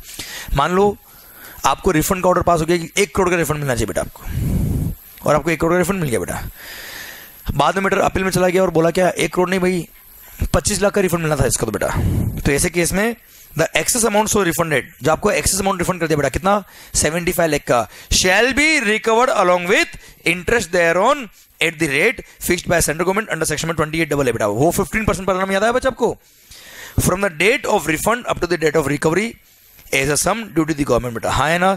और ऐसे केस में such amount will be recovered from you, मतलब sir appeal में गए बेटा और appeal में रिफंड का अमाउंट मॉडिफाई हो गया बेटा और रिफंड का अमाउंट कम हो गया, तो जो आपको एक्सेस रिफंड हमने दिया था बेटा वो क्या हो जाएगा बेटा, हम आपसे वापस से रिकवरी करेंगे, वो भी अलोंग विद इंटरेस्ट, जिस दिन रिफंड दिया था वहां से लेके जो आपने वापस पे किया तब तक का इंटरेस्ट बेटा, हाँ है ना, क्लियर। और सर नेक्स्ट जो पॉइंट बताया आपको कि कभी भी फ्रॉड का केस था बेटा और डिसाइड हुआ क्या मिस्टेक का केस है, तो लास्ट के 3 साल इग्नोर करेंगे, याद आया बच्चा आपको, ये पॉइंट नंबर 12 देखिए बेटा आपको। Section 28 subsection 10A, eight any stage of adjudication or appeal, या तो एडजुडिकेटिंग अथॉरिटी ने या फिर अपील अथॉरिटी ने ये डिसाइड कर लिया क्या कि फ्रॉड नहीं था मिस्टेक था बच्चा, पढ़ो इसको। At any stage of adjudication or appeal if charges of collusion or willful misstatement or suppression of facts to evade the duty has not been established against the assessee to whom the notice was issued बेटा, मतलब fraud वगैरह prove नहीं हुआ तो ऐसे case में the notice issued under subsection 4 that is in the case of fraud वगैरह बेटा shall be deemed to be have been issued under subsection 1 that is cases other than fraud etc बेटा, मतलब आपको फ्रॉड वगैरह के लिए show को सर्व हुआ पर ये प्रूव नहीं हो पाया कि आपने फ्रॉड किया था बेटा, तो ऐसे कैसे मान लेंगे कि नोटिस फ्रॉड के लिए इश्यू नहीं हुआ था, किसके लिए इश्यू हुआ था बेटा, मिस्टेक के लिए इश्यू हुआ and the amount of duty and interest thereon shall be computed accordingly. Clear? क्योंकि सर फ्रॉड के केस में अगर मैटर था तो 5 साल ओपन हुए थे बेटा, मिस्टेक केस में लास्ट 2 साल ही ओपन होंगे एंड अकॉर्डिंगली इंटरेस्ट और पेनल्टी भी काउंट करेंगे बच्चा. And the amount of duty and interest thereon shall be computed accordingly, that is the amount of duty and interest thereon shall be computed for maximum last 2 years instead of 5 years बच्चा. हाँ है ना, ये मैंने bracket में लिखा आपके लिए बेटा. आइए सरकार इस पेज के एंड में बेटा मिला क्या आपको पॉइंट जो मैं आपको ऑलरेडी पढ़ा चुका हूं बेटा कि ये जो अमेंडमेंट हुए वो 29 मार्च 18 से पहले जो शो को सर्व हो गए उन पे अप्लाई नहीं होंगे. क्लियर? डन. सरकार आप खुद देखो बेटा, अब इनमें देखा जाए तो सबसे इंपॉर्टेंट जो अमेंडमेंट हुआ मेजरली देखा जाए तो क्या हुआ बेटा, इधर ध्यान. अब मैं एक बार आपको सम अप कर देता हूं बेटा. मिस्टेक के केस देखो 3 मेजर अमेंडमेंट हुए बेटा. मिस्टेक के केस में आपको प्री नोटिस कंसल्टेशन का मौका दिया जाएगा. पहला तो ये बेटा देखो सम अप कर लेते बेटा, हम 3 मेजर चेंज हुए बेटा, बाकी 2 जो चेंज थे वो ठीक ठीक थे बेटा, वो आपको ऑलरेडी आता था बेटा. फर्स्ट, मिस्टेक के केस में आपको प्री नोटिस कंसल्टेशन का एक मौका दिया जाएगा बच्चा. दूसरा जो चेंज हुआ बच्चा कि अगर मिस्टेक है या फ्रॉड है आपको शो को सर्व हो गया और उसमें कोई ओमिशन वगैरह हो गया इनसे तो वो चाहे तो क्या कर सकते हैं बेटा, सप्लीमेंट्री नोटिस इश्यू कर सकते हैं. क्लियर? और थर्ड सर शो को सर्व तो कर दिया बेटा पर ऑर्डर पास करने का टाइम फिक्स कर दिया 6 महीने और 1 साल बच्चा. हाँ है ना, पर हाँ जहाँ पे आपको फर्दर 6 महीने और 1 साल का टाइम और मिल जाएगा ऑफिसर को, वो एक बात अलग है. प्लस अगर इंटरिम ऑर्डर वगैरह आ गया सीबीएसई का या हाई कोर्ट ने स्टे दे दिया बेटा तो वो टाइम को क्या करेंगे बेटा, उस केस को एक्सक्लूड करेंगे और वो जो रीजन सीज होगा बेटा वहां से फिर वापस 6 महीने और 1 साल काउंट करेंगे बेटा. क्लियर? एक मेजर चेंज ये था बेटा. सेकंड, अगर आपको कभी रिफंड मिल गया और बाद में अपील वगैरह में रिफंड आपको डिसाइड हुआ कि कब मिलना चाहिए तो जो रिफंड आपको दे दिया एक्सेस वो हम रिकवरी करेंगे विद इंटरेस्ट बेटा. क्लियर? और एक लास्ट जो चेंज हुआ बेटा क्या हुआ, अगर कभी भी ये प्रूव हो गया कि आप फ्रॉड नहीं था, क्या था बेटा, मिस्टेक, तो मानेंगे वो शो को किसके लिए इश्यू हुआ बेटा, मिस्टेक के लिए इश्यू हुआ और ऐसे केस में अकॉर्डिंगली इंटरेस्ट टैक्स और पेनल्टी वगैरह काउंट करेंगे बेटा. हाँ है ना. और ये सेक्शन में जो अमेंडमेंट हुआ वो 29 मार्च 18 से पहले जो शो को सर्व हो गया उसके लिए एप्लीकेबल नहीं है. अब याद है बेटा सारे पॉइंट आपको, सारे याद है ना बच्चा आपको. डन. ये होना चाहिए बेटा लाइफ में, ध्यान रखना. क्लियर? आइए नेक्स्ट पेज जो है वो तो प्री नोटिस कंसल्टेशन के रेगुलेशन है बेटा, वो हम ऑलरेडी पढ़ चुके बेटा. क्लियर? आइए नेक्स्ट जो पॉइंट है, नेक्स्ट जो टॉपिक है बेटा ऑडिट. सरकार बताइए क्या बोल रहे हैं.